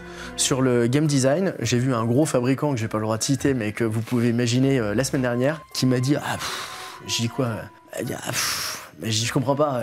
Elle dit c'est magnifique. Je dis putain, c'est le premier compliment que tu me fais. Et donc elle dit c'est bon. Donc tu vois, je dis t'inquiète, je le dirai à personne. Non, en gros, ce que je veux dire, c'est que la qualité des produits, elle est bonne. Donc en fait, aujourd'hui, allez, si je suis un peu taquin, je crois qu'on a le droit, même dans les qualités des angles et de la découpe, vous avez des cartes qui sont plus belles que les gros leaders. Et puis après, il y a votre aspect vernis qui au départ était un coup de chance. C'est-à-dire qu'au départ, je vais vous raconter une anecdote, je crois que je vous l'ai jamais raconté à vous. Au départ, quand on lance la carte, moi je veux la carte comme Magic. Je dis c'est bon, j'ai compris, Pokémon, Magic, je me fais laver tous les jours, donc je dis comme Magic. Et en fait, quand j'arrive, toutes les cartes elles sont brillantes, mais genre comme Dora l'exploratrice, ça brille, ça casse les yeux quoi. Et je me dis oh là là. Et là, en fait, donc je leur demande ça, je vois des exemples de ça, je me reprends, et donc quand j'arrive à l'usine, je vois cette qualité de carte là qui a un aspect qui est très, qui a entre le mat et le satiné. Et donc je me dis putain. Moi, je m'attendais à ce qu'elle brille un peu plus. Et en fait, j'étais partagé entre c'est pas Magic et en même temps, ça a la classe, quoi. Et donc, au moment où je vais au BAT, les mecs ont roulé tous les trucs, mais elle devait briller un peu plus que ça. Donc, ils devaient pas faire le gloss que je détestais, parce qu'on avait fait un test, ça n'avait pas marché. Mais en fait, elle devait avoir un aspect un peu plus satiné, un peu plus Magic. Et donc là, les 40 palettes sont toutes roulées sur le dos, quoi. Donc là, on a 40 palettes comme ça. Et je dis, mais c'est pas ce que j'ai demandé. Et donc là, il y a un gros blanc dans l'imprimerie, quoi. Donc là, il y a le directeur de l'usine qui descend, il y a le chef d'atelier, le machin. Et donc moi, je leur montre la carte, je dis, mais moi, c'est ça que je voulais. Et là, donc il y a tout le monde qui est tous. Et en fait, je regarde le truc. Et donc là, je suis tout seul. Je me dis, qu'est-ce que je fais? Donc là, je repense à Link, je repense à vous, je repense à la communauté, je repense à ma boîte. Je me dis, ma femme, mes filles vont plus pouvoir manger de McDo samedi. Je me dis, c'est moche. J'ai dit, comment on va faire, quoi? Et en vrai, je me dis, putain, en fait, c'est cool, c'est pas ce que je veux, mais c'est beau, quoi. Et en fait, j'ai ok, on y va. Et donc, après, quand vous avez tous ces cartes, tout le monde dit, ah putain, elles sont trop cool, et tout le monde dit trop cool. Je dis, mais en vrai, moi, je les trouvais cool, donc en fait, j'étais prêt à l'assumer. C'était aussi pour ça que vous m'aviez embauché, c'est-à-dire, sors-nous des trucs beaux et cool. Mais au départ, en fait, on avait un vernis que moi, j'avais imaginé un poil plus brillant. Okay. Bonjour Dinqueteur Acide, avez-vous déjà joué à votre jeu de cartes et comptez-vous y jouer en live à l'occasion? On l'a fait hier. Alors moi j'avais déjà joué au jeu, donc je connaissais déjà le principe. Moi je connaissais rien. Et Link avait vraiment jamais joué du tout. J'avais jamais joué à un jeu de cartes en fait. Et franchement, j'ai compris quand même. J'ai compris et j'ai même réussi à jouer correctement à peu près. Et ce qui était dingue, c'est que déjà, sans sucer, parce que, regardez, s'il y a bien un truc sur lequel on a été honnête, c'est que dès le début on a dit... Tu vas me sucer? Non, alors t'as mal compris. Sans nous sucer. Ah d'accord. Je veux bien nous sucer, mais à 2. Ok, tu vas pas me sucer. Je commence après toi et je reviens. On l'a dit dès le début, nous ce qui nous intéresse le plus c'est la collection en fait, ouvrir des boosters et trouver des cartes rares. Là du coup, étant donné que la saison 2, ils ont complètement retravaillé les règles et qu'elles sont beaucoup plus optimisées, beaucoup plus fun à jouer et plus compréhensibles, oui on en refera en live. Déjà parce qu'on a les starter packs enfin, ceux qu'on n'avait pas quand on a joué en live, et ben on les a enfin. On va même pouvoir les ouvrir là si on veut, si jamais c'est aborder le sujet. Salut. Bonjour. Salut héros. Je suis très content d'être là. Est-ce que tu peux nous dire ce que tu fais et comment tu as intégré le projet? Ça s'est fait un peu de manière un peu hasardeuse. On était sur le Discord du jeu Wancul et en fait la saison 1 était sortie et puis on a regardé un petit peu les règles, on a regardé les cartes et en fait on était 2 sur le Discord à discuter de ça avec mon pote du coup des Triggers et en fait on s'est dit que il y avait des trucs qui étaient à optimiser tout simplement et du coup on s'est dit qu'on allait essayer de faire un petit peu ça, qu'on allait faire des documents pour la communauté pour que les gens puissent jouer parce que souvent en fait les gens se disaient merde j'ai pas compris cette règle, il y avait des trous quoi, il y avait des manques. Et on s'est dit qu'on allait essayer de combler ça, on a fait un petit document de règles additionnelles pour vraiment clarifier les choses. Et puis tu m'as envoyé un message sur Discord du coup Terra. Voilà, tu m'as dit que Guillaume, l'imprimeur, avait eu vent un petit peu de ce qu'on avait fait, qu'il avait trouvé ça plutôt cool, plutôt pro. Et puis après ça s'est fait comme ça, de fil en aiguille, et puis on a bossé un mois du coup sur le gameplay Wancul avec d'autres gens. Parce que je sais que quand je vous voyais bosser et que j'ai vu du coup le channel où vous aviez fait des règles optimisées, je me suis dit putain, les règles sont hyper complètes. Donc j'avais transmis ces règles à Guillaume et Guillaume m'avait juste dit je sais pas qui sont des gars qui ont fait ça, mais ils ont fait un travail qui est plus efficace que n'importe quel mec de gameplay en si peu de temps. Du coup j'ai dit faut les intégrer. Eh ben merci. Non mais pour le coup vous avez réussi. C'est vous en fait, merci à vous. Saison 1, on n'a pas joué au jeu, je suppose, parce que quand même inconsciemment il nous faisait un peu peur. Parce que nous aussi tu vois, on n'y a pas joué mais on lisait quand même les cartes. Pour le coup c'est vrai qu'on n'y comprenait rien. Et saison 2 vous nous avez affirmé, c'est un jeu qui est maintenant fun, compréhensible et tout, on y a joué et en fait Il y avait beaucoup de taf à ce niveau-là. En fait on était un petit peu à la croisée de 2 chemins en fait. Il y avait un côté, le jeu est un jeu de cartes en fait, c'est un TCG. Au début je parle sur la saison 1, mais en même temps il y avait un petit côté bac à sable, il y avait des règles on sentait qu'il manquait 2-3 éléments, pas grand chose parce qu'en fait le système de combo, on va pas rentrer dans les détails du gameplay, mais il y a des systèmes qui sont hyper intéressants dans le jeu et qui sont très fun et je pense qu'ils pour le coup correspondent pas mal à l'univers, le fait de comboter des cartes ensemble. Ouais, la base de Guilin qui est voilà, très cool. Et puis ensuite quand on a dû bosser en fait on s'est rendu compte que il y avait un côté où il manquait un aspect fun et rapide pour que les joueurs puissent rentrer dedans facilement et kiffer tout de suite et du coup pour ça il fallait rajouter des règles qui donnent un peu de dynamisme et je pense que c'est ce qui a été fait et puis vous avez pu du coup tester ça. Vous comptez faire des sets de 2 decks? C'est une blague. Attends mais regarde bien la question. Vas-y. Accroche ton slip. Vous comptez faire des sets de 2 decks pour débuter sur le jeu de cartes ou faire des decks préconstruits? Je vous présente les starter packs Légende et Civilisation. C'est quand même une dinguerie, non? Il y en a 2 et ils permettent de commencer à jouer. Un deck préconstruit de 50 cartes prêt à jouer, thématique Légende ou Civilisation. Une carte collector inédite. Il est quand même que 22h. Attention quand même. Une carte collector. Orthophoniste. C'est une question de fatigue à ce moment-là. Est-ce qu'on... Vas-y viens, on se ferme. Je te filme en train de faire un petit unboxing, tu nous montres l'intérieur de ce carte. Je te sors tout ce qu'il y a dedans là. Waouh. Le starter en lui-même avec toutes les cartes. Pardon. C'est sur moi que tu as fait ça. La carte exclusive, parce que ça, évidemment, c'est pour les collectionneurs. Bon, il est en train de vomir, mais le skieur est vraiment joli. C'est magnifique. C'est magnifique. Et il y a une autre carte exclusive dans l'autre. Le booster, les règles du jeu, et bien évidemment, j'oublie le magnifique tapis de jeu. Voilà. Et ça, c'est pas obligatoire pour jouer au jeu, mais c'est beaucoup plus confortable avec ça. C'est quoi ta démarche quand tu dois... On dit on veut un classeur, c'est ce qu'on t'avait dit en gros. Tu pars comment, c'est comment ça se passe? C'est simple, on a été tapé à la porte des plus gros faiseurs, entre autres Abyss. C'est eux qui ont déployé en France Yu-Gi-Oh! Les cartes et toute la partie Access. Donc comme on voulait vraiment un truc hyper quali, on a été voir les plus grands et on était comme ça pour être sûr du gage de qualité et d'avoir des gens sérieux parce que c'est vrai qu'il y a un côté un petit peu technique qu'on maîtrisait pas forcément. Donc on a été les solliciter, on a eu de la chance de travailler en plus de ça avec quelqu'un qui a aussi contribué au développement et à l'implantation des cartes Yu-Gi en France. Donc c'est lui qui nous a un peu intronisé auprès d'Abyss. Salut Abyss, on a un super projet en cours et on a besoin, Abyss. Voilà. On vous adore Abyss, soyez gentils. On a besoin d'accessoires et en l'occurrence. Quand tu vas, parce qu'on partait de zéro, Abyss nous connaissait sûrement pas, notre projet il sort de nulle part. Quand tu toques à la porte de Abyss qui fait les cartes Yu-Gi-Oh, ils te disent quoi? Ils te disent t'es qui? qui. Voilà, c'est Salut, ça. t'es qui? Ils disent t'es qui. Ils disent tu sais que sur ce segment, il y a beaucoup d'appelés, mais très peu d'élus. C'est vrai qu'en France, globalement, c'est Pokémon, Yu-Gi-Oh, Magic, entre autres. Et il y a eu beaucoup de projets de ce type et très peu finalement ont pu être pérennisés dans le temps. Donc c'est vrai qu'il y a des gros points d'interrogation. Alors là, on arrive et on vous présente en tant que youtubeur, on parle de vos vidéos, de votre communauté et de ce que vous représentez sur le marché YouTube. On est arrivé aussi avec les performances de la campagne, parce que c'est vrai qu'au départ, on nageait un petit peu dans l'inconnu, mais au regard des résultats de la campagne, ça parlait plutôt en notre faveur. Hein. C'est vrai que quand on écoule plus de 3 millions de cartes sur une campagne, c'est un ovni, mais tout d'un coup qui commence un petit peu à attirer l'attention, avec des chiffres pour le coup qui parlaient pour nous. Et après, le discours d'Abyss, ça a été de dire, bon ok, c'est intéressant, effectivement il peut y avoir du potentiel, mais on va vous laisser terminer votre campagne, on va voir les résultats. Donc là, et puis le buzz aussi. C'est-à-dire que le jeu est sorti un petit peu du spectre de votre communauté, il y a eu du buzz et on sent que ça commence à intéresser les joueurs de cartes. Et donc du coup on a de plus en plus de demandes de magasins indés qui commencent à venir nous solliciter en disant ah, c'est bizarre, comment on fait pour avoir Wonkul, moi je veux le vendre en magasin. Donc tout ça, ça nous aide derrière à avoir un discours plutôt pertinent qui attire l'attention. Et puis d'ailleurs il n'y a pas que Abyss Corp, hein. Je suis en discussion aussi avec d'autres distributeurs. Mais on sent que la mayonnaise elle est en train de bien prendre et que le jeu attire vraiment l'attention. Et on est d'ailleurs, sans spoiler, mais on est en train d'essayer de lancer une phase test là, pour la fin d'année, avec un magasin qui pourrait un peu piloter cette phase retail. Nous on le savait pas, je crois. Si.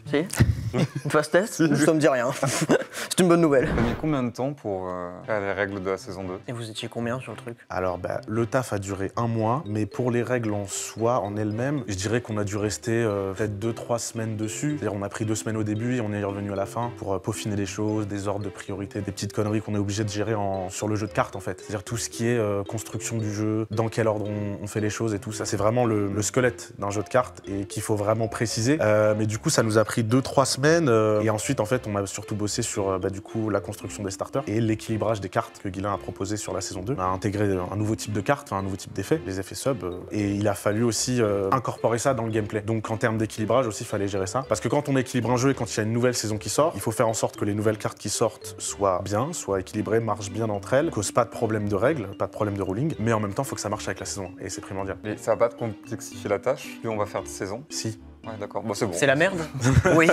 Moi, je suis assez fier d'un petit truc aussi, si je puis me permettre. Vas-y. Hein. Voilà, je le montre. Alors, ça a été retravaillé après, bien sûr, sur l'aspect graphique. J'avais jamais fait ça de ma vie, mais je m'y connais un petit peu en jeu de cartes, donc j'ai bien kiffé faire ça. C'est le tapis de jeu officiel avec les zones. Bon, c'est tout con, hein, mais voilà, déterminer où on met les zones, deck, des fausses, zones de ban, un truc qui a été ajouté dans la saison 2. Et voilà, je suis assez content de ça. Ah, c'est toi qui as participé à la création de ce tapis de jeu? On était, j'ai fait ça avec ma petite copine, en fait. Elle m'a aidé à faire ça. Donc, moi, je suis pas forcément très doué pour tout ce qui est. Tu la remercieras, elle est magnifique. Exactement. Mais c'est mes idées et sa réalisation. Et puis après, Link Digital, bien sûr, a travaillé sur tout l'aspect graphique, donc très cool. Il est super cool le tapis. Ouais, il est grave stylé. Ouais. Et ben, c'était un plaisir. Il y a un truc que j'ai bien aimé que vous ayez fait aussi, c'est appliquer des effets de cartes en rapport avec la thématique de la carte. Ce que j'avais pas dans la saison 1 et que je trouvais frustrant parce que j'ai joué à Marvel Snap et dans le jeu, tu vois, t'as une logique avec le personnage et là, on n'avait pas. Pour le coup, ça, alors comme moi, je suis fan de plein d'autres jeux de cartes, les jeux de cartes que j'ai préférés dans ma vie et auxquels j'ai joué le plus, c'est les jeux de cartes qui sont adaptés d'un univers. Par exemple, j'ai adoré un jeu de cartes sur Game of Thrones ou sur certains mangas que j'aime bien, et du coup qui sont adaptés d'un univers. Et ce que je kiffe, c'est quand la carte, tu sens que tu joues la carte. C'est-à-dire, par exemple, tout le monde connaît un peu Game of Thrones, quand je joue, je sais pas, Tyrion Lannister, si je sens que je joue Tyrion Lannister, je kiffe le jeu en fait. C'est-à-dire que ses capacités sont en fonction du personnage, sont en fonction de son histoire, sont en fonction. Et là, c'est pareil, du coup, moi, c'était un truc sur lequel il y a eu beaucoup de discussions et sur lesquels j'ai beaucoup appuyé, et des fois, voilà, ça. Vu que tu venais de la communauté, tu connaissais forcément en plus les personnages, tu vois. Tu connaissais les refs. Ouais, des triggers, on avait du coup plus l'expertise sur ça, tous les deux. Et du coup, j'ai beaucoup appuyé là-dessus. Et moi, c'était important pour moi que, oui, quand tu joues, je sais pas, le cosplayer, oui, qu'il ait un effet, voilà, il copie l'effet, il copie la force de quelqu'un. Enfin, c'est tout con, hein. Mais en fait, ça change tout en rapport de game. T'es plus impliqué, je trouve, dans la carte que tu vas jouer.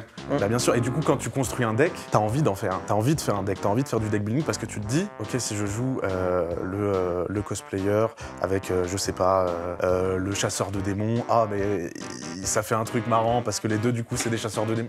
Il y a un côté un peu, tu deviens maître de ton propre univers et ça c'est assez cool. Et moi j'y tenais beaucoup en tout cas à ça et puis ça a pu se faire parce qu'il y a eu assez d'écoute, voilà, on a pu discuter, on a pu arriver à un super... De toute façon je réponds à votre question, tout simplement on est très fiers du travail qu'on a fait. Vous avez eu des idées de cartes qui ont été rejetées? Je pense qu'à partir du moment où on a réussi à faire des putes, des meufs à poil, des nazis... Il n'y a pas eu de censure. Le seul problème c'est les droits d'auteur. Donc des fois on doit se calmer. En termes de créativité, on fait vraiment ce qu'on veut. On se pose des limites nous-mêmes, genre... Je vais pas faire, tu vois, une énorme bite veineuse. Bah on a fait mur de bite quand même. Non, elles sont... Alors, oui, mais c'est un graffiti. C'est pas un énorme sexe en main, mais... Voilà, c'est quand même... Elle est bien faite. C'est vrai qu'on a fait un mur de bite. Elle est bien faite et elle est veineuse.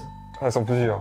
Elles sont veineuses. Je pense qu'il y a énormément de gens qui doivent se dire qu'on vient vers vous à chaque fois et qu'on vous dit faites cette carte-là avec ces détails-là, ces décors-là, etc. Et je pense que ce serait bien que les gens sachent vraiment que nous on vient juste avec une thématique et que c'est vous qui faites libre à votre imagination, vos connaissances de notre univers et qui faites tout de A à Z. Alors que nous on vient juste avec une thématique. Globalement, en tout cas pour la saison 1, on n'avait pas vraiment de ligne directrice, genre on n'avait pas de cabaret, etc. Et le tout départ c'était on veut telle carte et...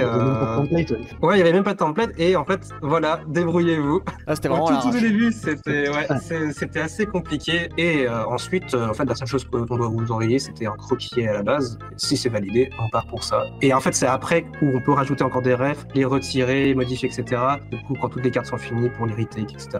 Je pense que moi, les premiers briefs que j'ai reçus, c'était fait à des fermiers, des cow-boys et des policiers. Voilà, débrouille-toi avec ça. Et c'est tout, hein. Ouais, c'est tout. En fait, on vous envoie des mots-clés, quoi. C'est vraiment.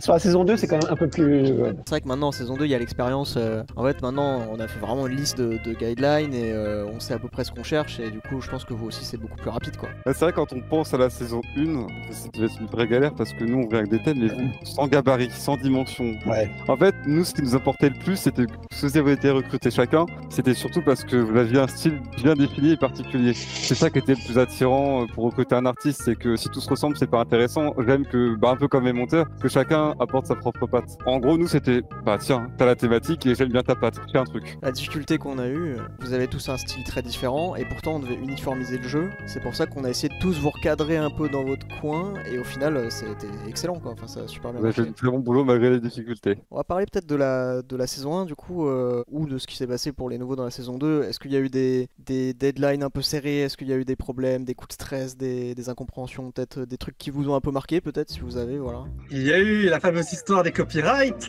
Ah oui. Oui. Bon, on dirait que ça traumatisait tout le monde. Bon, ça va, mais... Avec le petit appel de JF qui nous dit Ah ouais.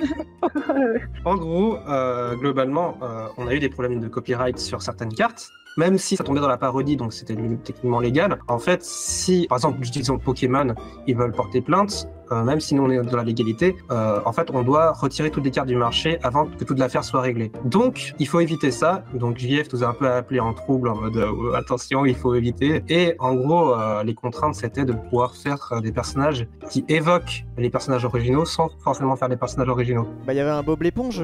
Oui. Ouais, c'était Chloé qui avait fait Bob l'éponge. Oui. Bob l'éponge parce qu'il était trop bien fait. Il n'est jamais sorti et j'ai dû en faire deux rapidement parce que... Franchement, en plus, il était trop stylé, mais j'espère qu'un jour elle verra le jour, tu vois, qu'elle va renaître. Ce qui a fait stresser toute l'équipe surtout, c'est que l'idée, en fait, c'est tellement bien fait qu'on dirait que c'est vraiment tiré de Bob l'éponge. J'étais trop contente des cartes et après j'étais là en mode mais comment je change une éponge pour pas la reconnaître? Après il y a JF qui m'a dit fais une brique au pire. J'étais là en mode pourquoi une brique?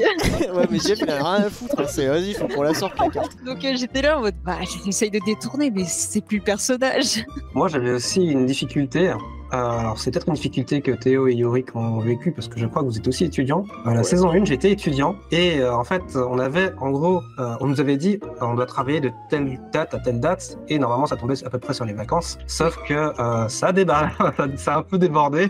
Du coup je devais un peu struggle entre mes études et terminer les cartes parce que du coup la deadline arrivait. Ça a été un peu une galère pour le coup. Je confirme. Moi je suis encore en cours et là j'ai séché aussi aujourd'hui parce que comme j'avais pas encore l'horaire pour on fout tout le monde dans la merde en permanence.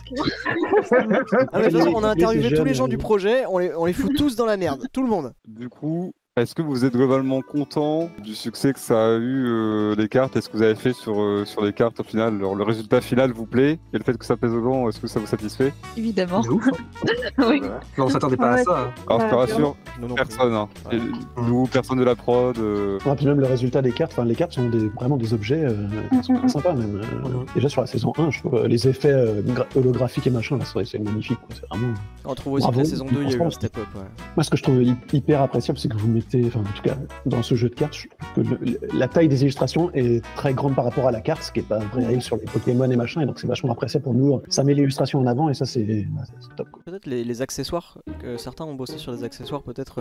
Est-ce que vous avez eu des galères là-dessus? Est-ce que c'était tout nouveau pour vous de travailler sur des produits vraiment Ah ouais, faire la boîte là la boîte de trucs là. Oh mon dieu. En plus, moi, je me suis galéré à faire un truc où tu peux faire tourner la boîte, c'est une seule illustration. Pourquoi j'ai fait ça comme ça, mon dieu? Elle est très belle la boîte. La boîte, elle est très belle, écoute. Ah, je suis content du résultat, mais j'avoue que... J'ai fait le tapis de souris de la saison 1 et celui que vous avez mis sur la boutique aussi après. Et c'est vrai que le tapis de souris, c'était un peu galère parce qu'en fait, c'était les cartes avec les personnages japonais. Et du coup, c'était reprendre 2 cartes pour en faire une illustration. Du coup, j'ai dû bidouiller un peu pour essayer de faire un truc sympa. Au final, je suis contente parce que j'ai vu qu'il avait bien plu. Les gens quémandaient énormément le tapis de souris. Ouais, j'ai vu ça. Il a fait de la vente le tapis de souris, t'inquiète. Ça a vraiment bien marché. Chloé, toi, il me semble que du coup, t'as fait le tapis de souris. Ouais, pour la saison 2 et la saison 1, j'avais juste fait les boosters, enfin les sleeves. Ah oui, t'as fait les sleeves, qui d'ailleurs, il n'y en a plus. C'est fini, elles sont toutes parties et c'est le seul produit qu'on ne peut plus avoir. Donc bravo. Merci. Non, mais pour le tapis de souris, ce qui était chiant, c'est que j'étais en vacances aussi et en Vendée, il n'y avait pas de Wi-Fi. Et pour uploader le fichier Photoshop sur le Google Drive, j'ai dû taxer le Wi-Fi de la voisine pendant 2 heures parce que le fichier était trop lourd et que ma 4G en fait allait péter. Mais c'était cool à faire. C'était très long, je crois que j'ai fait genre 80 heures dessus. Ah ouais, en même temps, il y a beaucoup de détails. Hein, Ça se voit, ouais, il y a beaucoup de détails. Parce que personne l'a vu, je peux te rassurer, mes parents l'ont vu, ils ont dit oh, il est magnifique le tapis de souris. Il est bien coloré. Je suis aussi très contente et tout, mais j'ai passé du temps et je suis pas sortie beaucoup pendant mes vacances. Bah merci. Merci pour tes vacances. Désolé.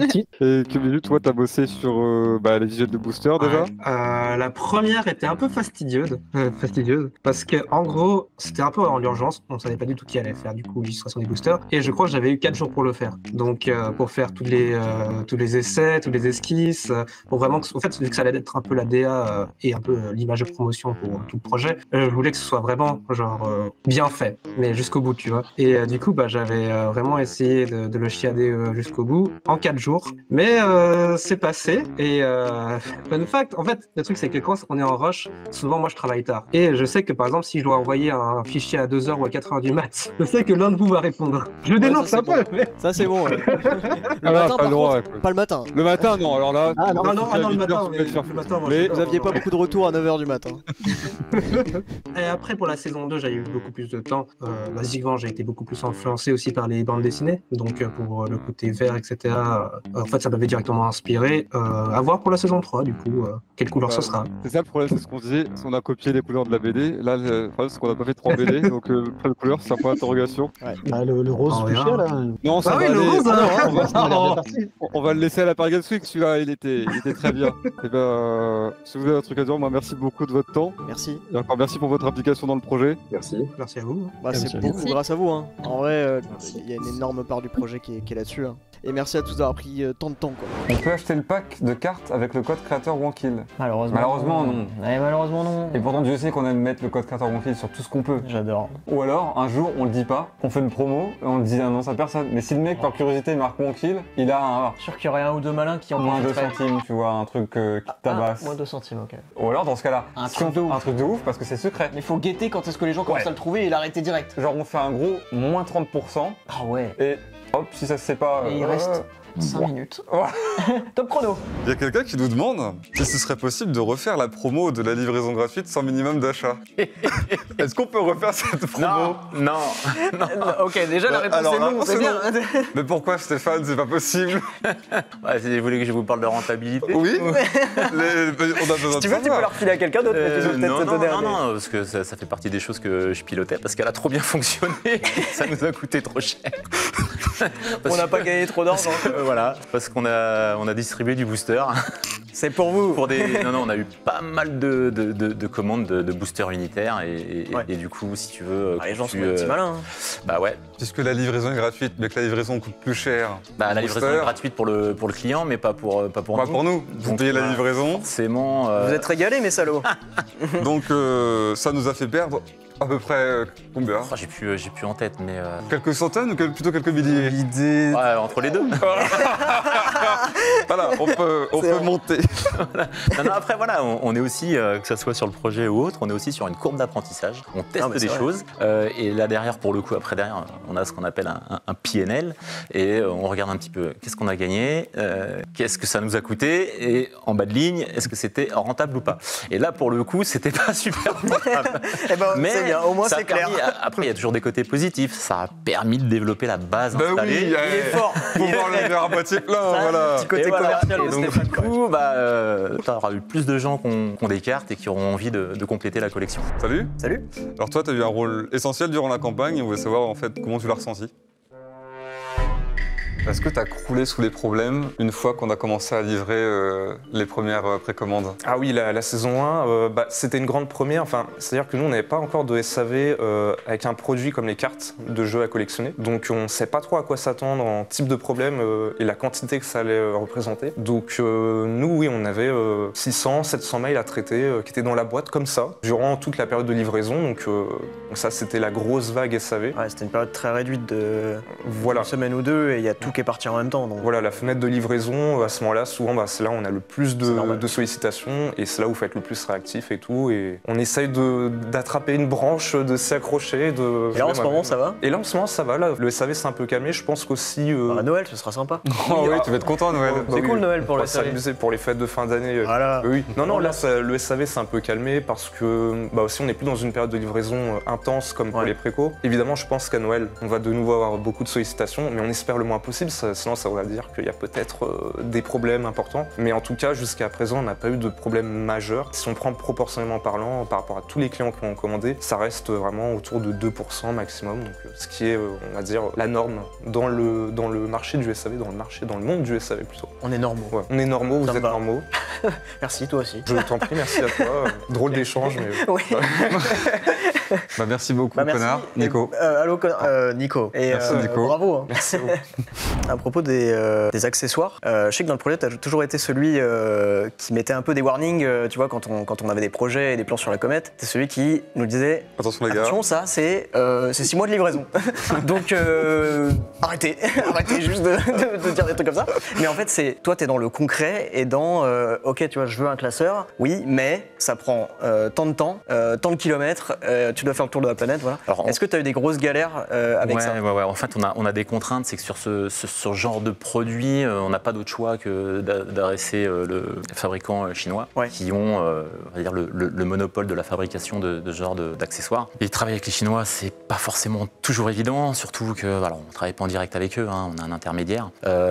Donc la complexité, c'est qu'effectivement, il y a des délais de production qui sont assez importants, de par à la fois la fabrication des produits et puis le transport, puisque c'est essentiellement des produits qu'on fait venir par bateau. Donc là, tu as aussi plusieurs semaines de transport pour que les containers arrivent en Europe. Et à l'époque, la complexité supplémentaire, c'est qu'on tombait pile poil en termes de coïncidence de calendrier sur le Nouvel An chinois.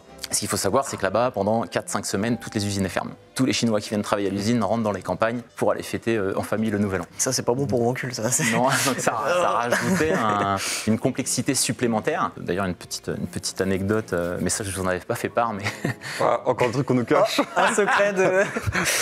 Il a fallu déjà que je lance une première commande sur les accessoires, sans avoir les quantités définitives, mais pour être sûr de pouvoir verrouiller le planning des usines. Donc c'était un petit peu chaud, parce que normalement, quand tu passes une commande, c'est OK, je veux tant de milliers de tapis de souris, OK, tu me passes la commande, et seulement quand j'ai la commande, je bloque les plannings, je mets une option sur l'activité de l'usine de façon à ce qu'ils puissent s'occuper de votre prod. Et la complexité dans ce cas-là, c'est qu'en plus de ça, il fallait que je lance en même temps la production des accessoires de la préco et la production des accessoires de la saison 1 pour l'eShop. Avec donc du coup des visuels qui étaient complètement différents. Et à un moment donné, sur le tapis de souris, moi je recevais des photos pour la validation des protos. Soit je recevais le produit physique, soit je recevais des prototypes via photo. Et sur le tapis, au moment où j'ai passé les commandes, j'avais bien envoyé les deux visuels, celui de la préco, celui de l'e-shop, avec les quantités associées. Et au moment où il m'envoie la validation des protos par photo, je comprends pas, je vois qu'un seul visuel de tapis. Donc il m'envoie un dossier blindé de photos, je fouille, et là, putain, on a un couac. Je les contacte, je les appelle, et je me rends compte qu'ils avaient complètement merdé en l'occurrence, et qu'ils avaient lancé les deux productions sur la base du même visuel, c'est-à-dire le visuel du tapis de souris de la préco. Et là, je me prenais déjà 1 mois de délai dans les dents. Sachant qu'il fallait que les produits soient dispo pour la journée de merde. Donc là, je vous explique pas comment j'ai commencé à transpirer, surtout quand t'as Alain qui était assis d'en face. Déjà sur le Discord, aujourd'hui, ce jour-là, il écrit pas sur Discord. Il dit rien. Comment je vais leur expliquer qu'on va pas avoir les tapis pour l'e-shop c'était un peu le bordel. Et au final, tout s'est bien fini. On a eu les tapis dans les temps impartis, dans les délais impartis pour pouvoir livrer en juin. Mais voilà, bon ça, je vous en avais pas parlé parce que vous aviez d'autres chats à fouetter. On n'a rien vu. J'avais surtout pas envie de me prendre une carte. Avez-vous des problèmes juridiques? Ça, on l'a déjà dit en fait. Des contrôles fiscaux. Quoi? C'est faux. Y aura-t-il des cartes en lien avec le JDR? Vas-y, on peut spoiler, c'est bon. On regarde la pub des cartes. Oui, il y aura les cartes de nos persos JDR. Oui. Et en plus, il y a une carte terrain en rapport avec un passage d'un épisode JDR. J'ai un booster dans le cul. J'attends quelqu'un pour m'ouvrir mon booster. Libre à vous, hein. Si quelqu'un veut aller chercher ce joli booster. De toute façon, dès l'instant que vous achetez le booster, vous pouvez en faire ce que vous voulez. À ce qu'à force. Tu peux arrêter de lire des questions. Je suis fatigué. C'est bientôt fini. Je fais suivant. Pourquoi les enfants comme thème principal de cette saison? Parce qu'on adore les enfants. Comme tous les youtubeurs. Il l'a dit trop vite. T'as pas eu le temps de la voir venir, celle-là. Tu l'as pas vu celle-là demain, hein? Hop là. Parce que les gosses, c'est ce qui nous représente le plus, genre, malgré l'âge qu'on a, genre, je trouve que l'immaturité qu'on a dans l'humour est complètement con. Et ce qui est représentatif, et surtout les wankuls avec la casquette à hélice et le parapluie multicolore, c'est iconique depuis des années sur notre chaîne. Ils sont assez mythiques. Donc ça a tombé sous le sens de faire une thématique en rapport. Tout est un rappel à nos conneries quand tu vois les cartes. Ça s'appelle Campus parce que Campus, l'enfance, l'adolescence, le campus quoi. Ça se tient. C'est mieux que ma réponse. C'est pas compliqué. On espère qu'elle sera sur TikTok. Est-ce qu'on pourra pas que Dieudonné dans cette saison? Vous ne pourrez pas parce que c'est le seul qui a refusé. On lui a demandé. Voilà. C'est la personne. C'est la personne qui a refusé d'être dans la saison 2. On est dégoûté. Je sais que la commune sera déçue de cette nouvelle et je suis désolé. Mais on espère Finkielkraut pour la saison 3. Caracide, il y a moyen de te gratter une carte Link Or. Alors c'est vrai que ce qui fait que je n'ai pas réussi à compléter mon Master Set, c'est que je n'arrivais pas à avoir ma carte. Par contre, ta carte, c'était très drôle. Ta carte, je l'ai eu en un nombre d'exemplaires. Il en a eu énormément, alors qu'elle est hyper rare. Hein. Je me suis permis d'en couper en deux, d'en brûler, de marquer avec un truc sacrificiel une carte. Et du coup là, j'ai une seule et unique carte de moi-même, sinon Link, je l'ai en plein d'exemplaires. Par contre, je les garde, faut pas déconner, c'est à moi, j'en distribue pas comme des petits pains. Ouais, doucement, je les ai cramés, certes. Ok, ça marche. Quand finit les promotions sur les sites? Si on parle des précommandes de saison 2, faut que je regarde, parce que je connais pas les dates par cœur. Ce sera pas le 10 décembre. Les précommandes s'arrêtent au 10 décembre. Si vous voulez précommander des packs saison 2 qui sont tous soldés et recevoir garantie avant Noël, on dépêche parce que là, je sais pas quand sort la vidéo, mais il reste peu de temps. Hein. Jusqu'où allez-vous vous arrêter? Combien de saisons? Ça, c'est bizarre parce que le mec, il pense qu'on a une... Ah, Link, regarde, c'est saison 14, on s'arrête. C'est comme les gens qui disent, vous pensez arrêter à quelle heure le live? Non, moi c'est pire que ça. Vous pensez arrêter quand YouTube? Oh voilà, 3 ans et voilà, c'est bon là. C'est ce que j'avais prévu il y a 14 ans. Donc, tant que ça marche, tant qu'on kiffe, on continue. D'ailleurs, attends, il y a un truc que je t'ai jamais demandé, mais ça reste dans un coin de ma tête. Je suis marié. Oh merde. À quel moment on peut être rassuré dans nos têtes en se disant ok, ça on l'a dépassé, ça veut dire qu'on peut repartir sur une nouvelle saison, etc. Est-ce que tu sais qu'on va pouvoir partir sur une saison 3? Oui. Ok, c'est rassurant, de pas hésiter. Bon, on en fait une alors. Les métriques de 2 semaines de campagne de préco de la saison 2 versus les 2 premières semaines de la saison 1 qui a été phénoménale, on est largement au-dessus sur la saison 2. Parce qu'en fait, moi j'attends un stade où tu vas me dire ça vaut pas le coup de prochaine saison, j'ai d'autres chats à fouetter. Non, non, pas du tout. Moi, ça me fait marrer de bosser avec vous, déjà, ça c'est un point important. Et puis non, la saison 3, eu égard au comportement de la saison 2, et j'enlève le phénomène Black Friday, j'enlève, parce qu'on a mélangé quand même, là, on a fait quelques petits challenges quand même. Halloween, la PSW, chargement de la saison 2, setup de la préco du saison 2, Opération PGW, vous avez fait un soleil quand même. Opération Halloween, Black Friday. Bon, on va se calmer là, parce Il y a que Noël moi j'ai qui une arrive. famille, je voulais vous le dire. Et encore bravo à vous pour ces perfs. Bah, merci, Ok. bravo Eh ben, à vous. merci beaucoup, Laurent. Et ben merci à vous pour tout. Est-ce que tu sais si il est prévu d'ajouter des objets dans le gameplay de la saison 3 ou d'une prochaine saison? Alors ça, c'est une discussion qui va voir qu'on est ensemble sur justement qu'est-ce qu'on fait sur la saison 3, qu'est-ce qui va être de nouveau, qu'est-ce qui va être différent. Moi, je pense que le gameplay aujourd'hui, il est abouti, qu'il ne faut pas ajouter de choses. Il faut que les gens qui arrivent plus tard s'y retrouvent au niveau des règles. Tu peux pas changer les règles tous les 4 matins. Donc là, on a fait une super mise à jour des règles avec un jeu qui est hyper fun, hyper simple à jouer. Donc ça, c'est cool. Voilà. Par contre, la vraie question sur la saison 3, c'est qu'est-ce qu'on fait de nouveau? Et je pense qu'il y a des sujets surtout qui vont être des sujets techniques sur qu'est-ce qu'on fait pour avoir des cartes un peu différentes, un peu plus brillantes, avec des effets relief, avec machin. Je pense qu'il faut qu'on crée une nouvelle catégorie. Qu'on en parle, on fait la réunion en direct, là j'ai l'impression de faire la réunion en J'adore, direct. mais Jeff, vas-y, j'adore. Mais voilà, tu vois, une catégorie genre mythique, etc. Ce que je voulais un peu faire avec les cartes qu'on a fait en bonus là. Mais en tout cas, la saison 3, faut vraiment qu'elle claque au niveau visuel, au-delà des illustrateurs, illustratrices qui, déjà sur la saison 2, ils tuent. Donc au niveau de la saison 3, il faudra qu'on ait aussi des illustrateurs, illustratrices au-dessus et des effets qu'on n'a jamais vus, quoi. Ça a été une vraie galère, mais c'était super. Ah bah ça, j'en ai entendu parler. On est content du résultat. Effectivement, je comprenais pas pourquoi, ce que je savais quand je te prenais, je me dis, il est drôle et tout, il est pertinent, et de je me dis, ah, il communique vraiment trop de manière droite et c'est un peu chiant, quoi. Ah bah je faisais des vannes, des fois on me disait, ça là tu... Mais je ne savais pas que t'étais bridé. Donc Et du ouais. coup, maintenant, j'espère que t'as plus quelqu'un qui te tape sur l'épaule en disant, eh oh, la blague. Il est libre, Sacha. Voilà, je suis libre maintenant. Bon bah écoute, j'espère que tu vas t'amuser tout le temps de ton expérience.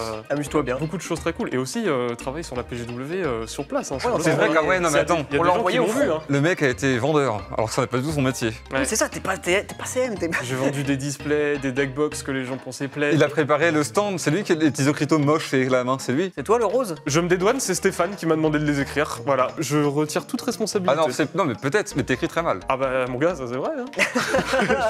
Je sais, pas écrivain. Hein. C'était bien l'expérience de vendeur, jamais fait. C'était très très cool. Il y a vraiment un mec, il est venu, il s'est juste foutu de la gueule du stand en disant ah c'est bien le rose et tout, ça correspond bien à mon kill, il est reparti. Voilà. Il a rien fait d'autre. C'est même Ça réaction fait- que nous. Ça fait vraiment trop bien. Il y a un mec aussi qui m'a dit ah c'est quoi ce projet Wongsul? Ah, c'est ceux qui le lisent mal. Ouais, c'est très très fort quand même. Hein. Ouais, tu te souviens sur le logo, on s'était dit putain, ça se trouve on pourrait dire Wangsul là en fait. Bah c'est... Oui. Bah des gens- merde, bah tu viens de confirmer que c'était un problème. Bah voilà, donc n'hésitez pas à dire On va Wongsul, tout changer. Bah merci beaucoup Marcel. Merci à vous. Les gens vont croire qu'il s'appelle Marcel. Hein. J'en ai rien à foutre. Ouais, c'est- Et encore, il s'appelait Marcel Anal de base. Ah ça Oui. il va recommencer avec ça. Oh purée. Marcel. Marcel Anal. Anal. Là, il a changé avec Nasal pour Bah faire oui. genre. Donc Un peu on- comme Mastur Batman. Mastu. Bah oui. C'est ça. On oublie. Maintenant c'est Marcel tout court. Bah Dans Marcel notre cœur, tout ce sera toujours court. Marcel Anal. Merci Marcel Merci. Anal. Merci beaucoup, je me tape la honte devant tout le monde, ça fait plaisir. Tu seras l'intro de la vidéo. Yes. Il y a des gens qui veulent savoir si ce serait possible d'avoir les cartes de la PGW parce qu'ils n'ont pas eu le temps d'y aller. Eh ben non, c'est le principe. Allez hop. Mais alors, s'ils veulent venir à la Japan, on va sans doute envisager un truc un peu équivalent à la Japan, ou si on fait un autre événement, voilà, l'idée c'est quand vous venez à notre rencontre, ben, on essaye de vous faire un cadeau spécial. Donc on essaiera de toute façon sur tous les événements d'avoir une carte un peu spéciale, et ça va être le principe même peut-être avec la boutique de Noël qui est en cours là. Il a leak la boutique de Noël. Oh non. Tu peux nous parler de la boutique de Noël parce que tu es Allez. le premier de nous en parler.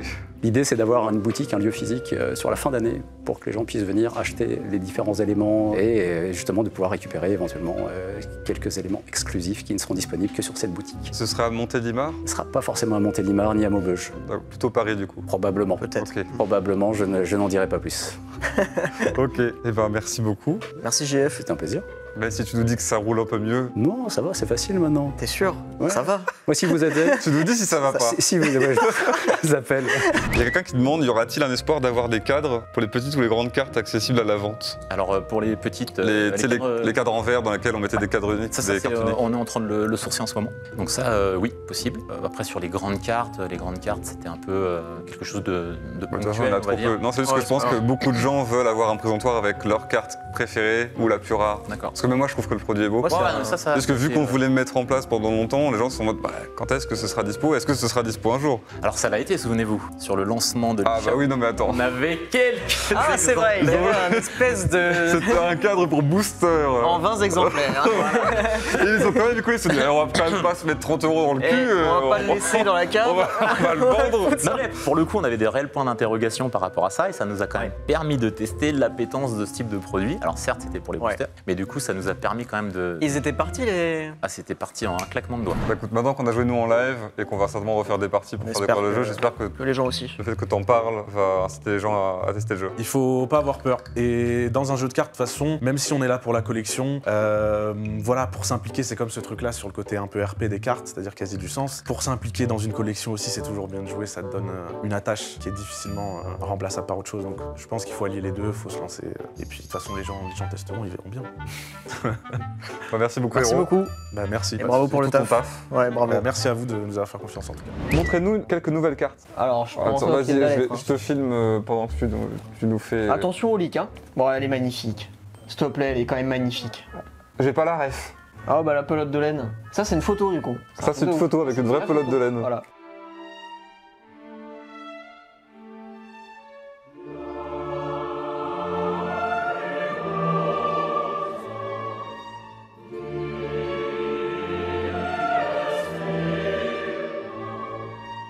La fatigue ne peut pas tout justifier, mais continue comme si de rien n'était.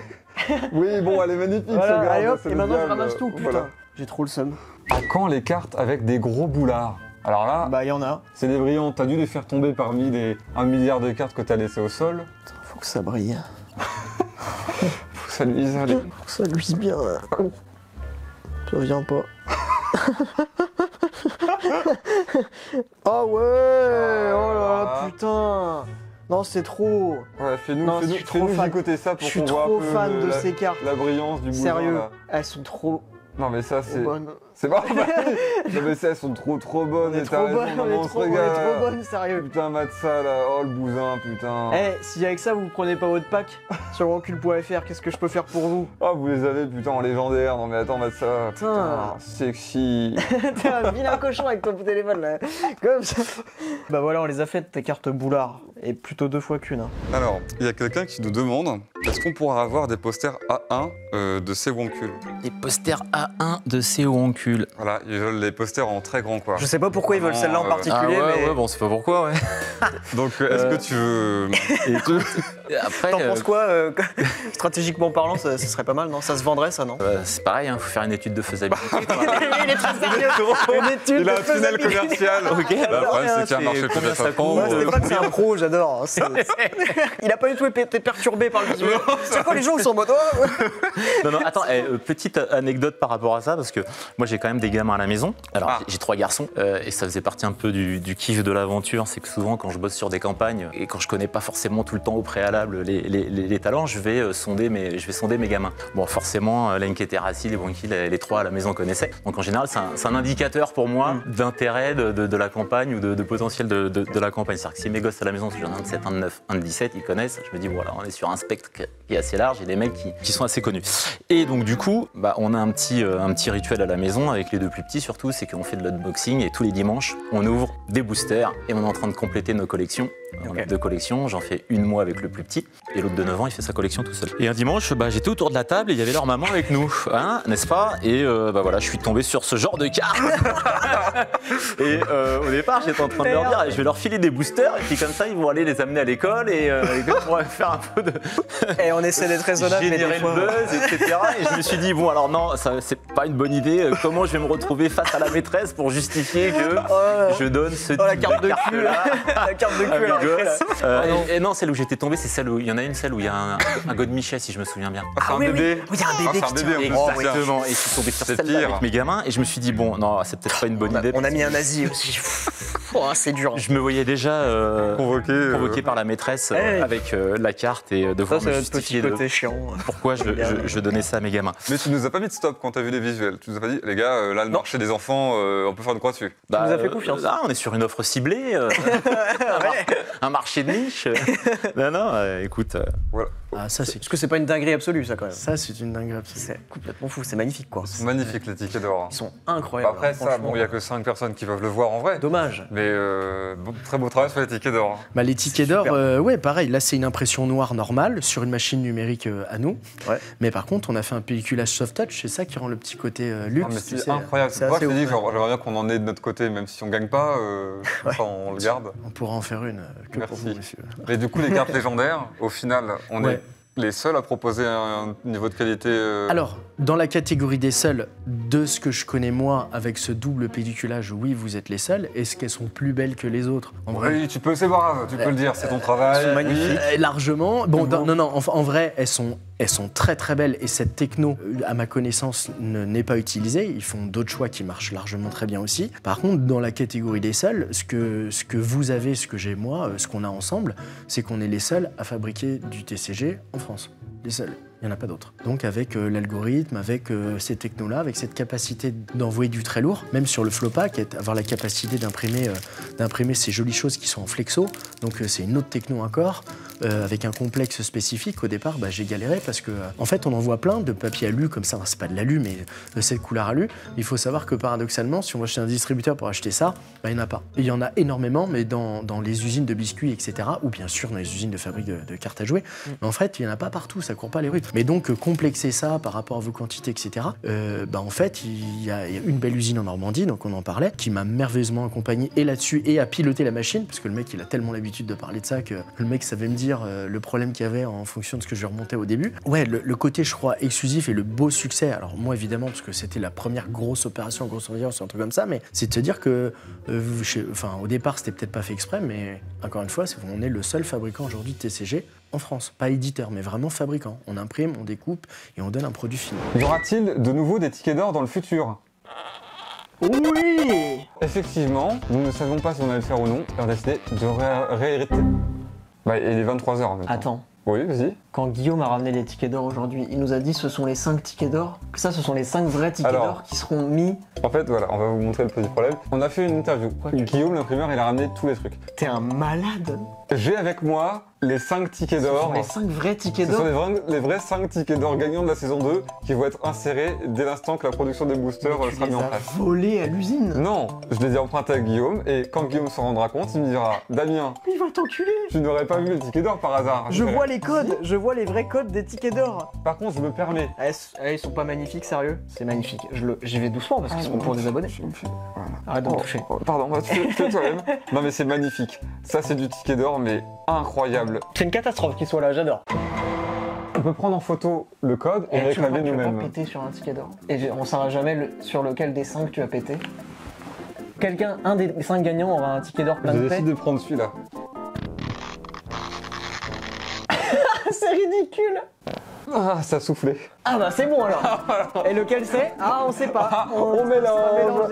Alors, qui aura le ticket d'or qui pue? Alors si vous trouvez le ticket d'or, sentez-le. Je sais pas s'il prend de la valeur ou s'il perd de la valeur. Il en prend. Il en prend énormément. On veut le nom de celui qui a refusé d'avoir une carte. Et c'est la dernière question. Ah, en même temps, j'aime bien ce mec. Bah non, mais non, moi je veux pas dire son nom. Non, faut pas dire son nom. Les gens veulent le nom. Parce que c'est pas sa faute. Je vais pas le dire. Non. Les Squeezie, quelle pute. Squeezie man, t'abuses. Voilà, merci à fini. tous d'avoir suivi cette FAQ. Eh bah c'est bon, je peux aller crever. Avant que tu meurs sur un accident d'autoroute parce que tu vas t'endormir au volant. Ce sera quand même une vidéo historique, hein. On rigolera bien. Oh bah voilà. Oh putain. J'espère que ça va faire décoller les ventes, t'imagines? À mon enterrement, je veux que tu glisses une carte pancule dorée. Oh, je te mets celle où je veux un ticket d'or dans mon cercueil, dans le cul, je te le mets entre les fesses. Voilà, ça fera rire ta famille qui sera morte de rire. Merci beaucoup pour ce que vous avez fait sur la saison 1, c'est phénoménal comme on l'a dit. Merci pour ce que vous faites déjà sur la saison 2, on espère que les packs vont vous plaire. Allez sur wancul.fr pour découvrir tout ça. On a mis énormément de choses, énormément de nous là-dedans, on gère tout le projet et on est content qu'il vous plaise. Voilà. Merci infiniment pour le soutien que vous apportez. Merci. Parce que le projet est en train de devenir un truc ultra big et ça nous fait grave plaisir. On peut tenter le check pour dire au revoir. Ouais, je l'ai plus. Bah non plus, mais ça va être instinctif. En fait, si on ne le réussit pas d'un coup, c'est-à-dire qu'on n'est pas potes du tout.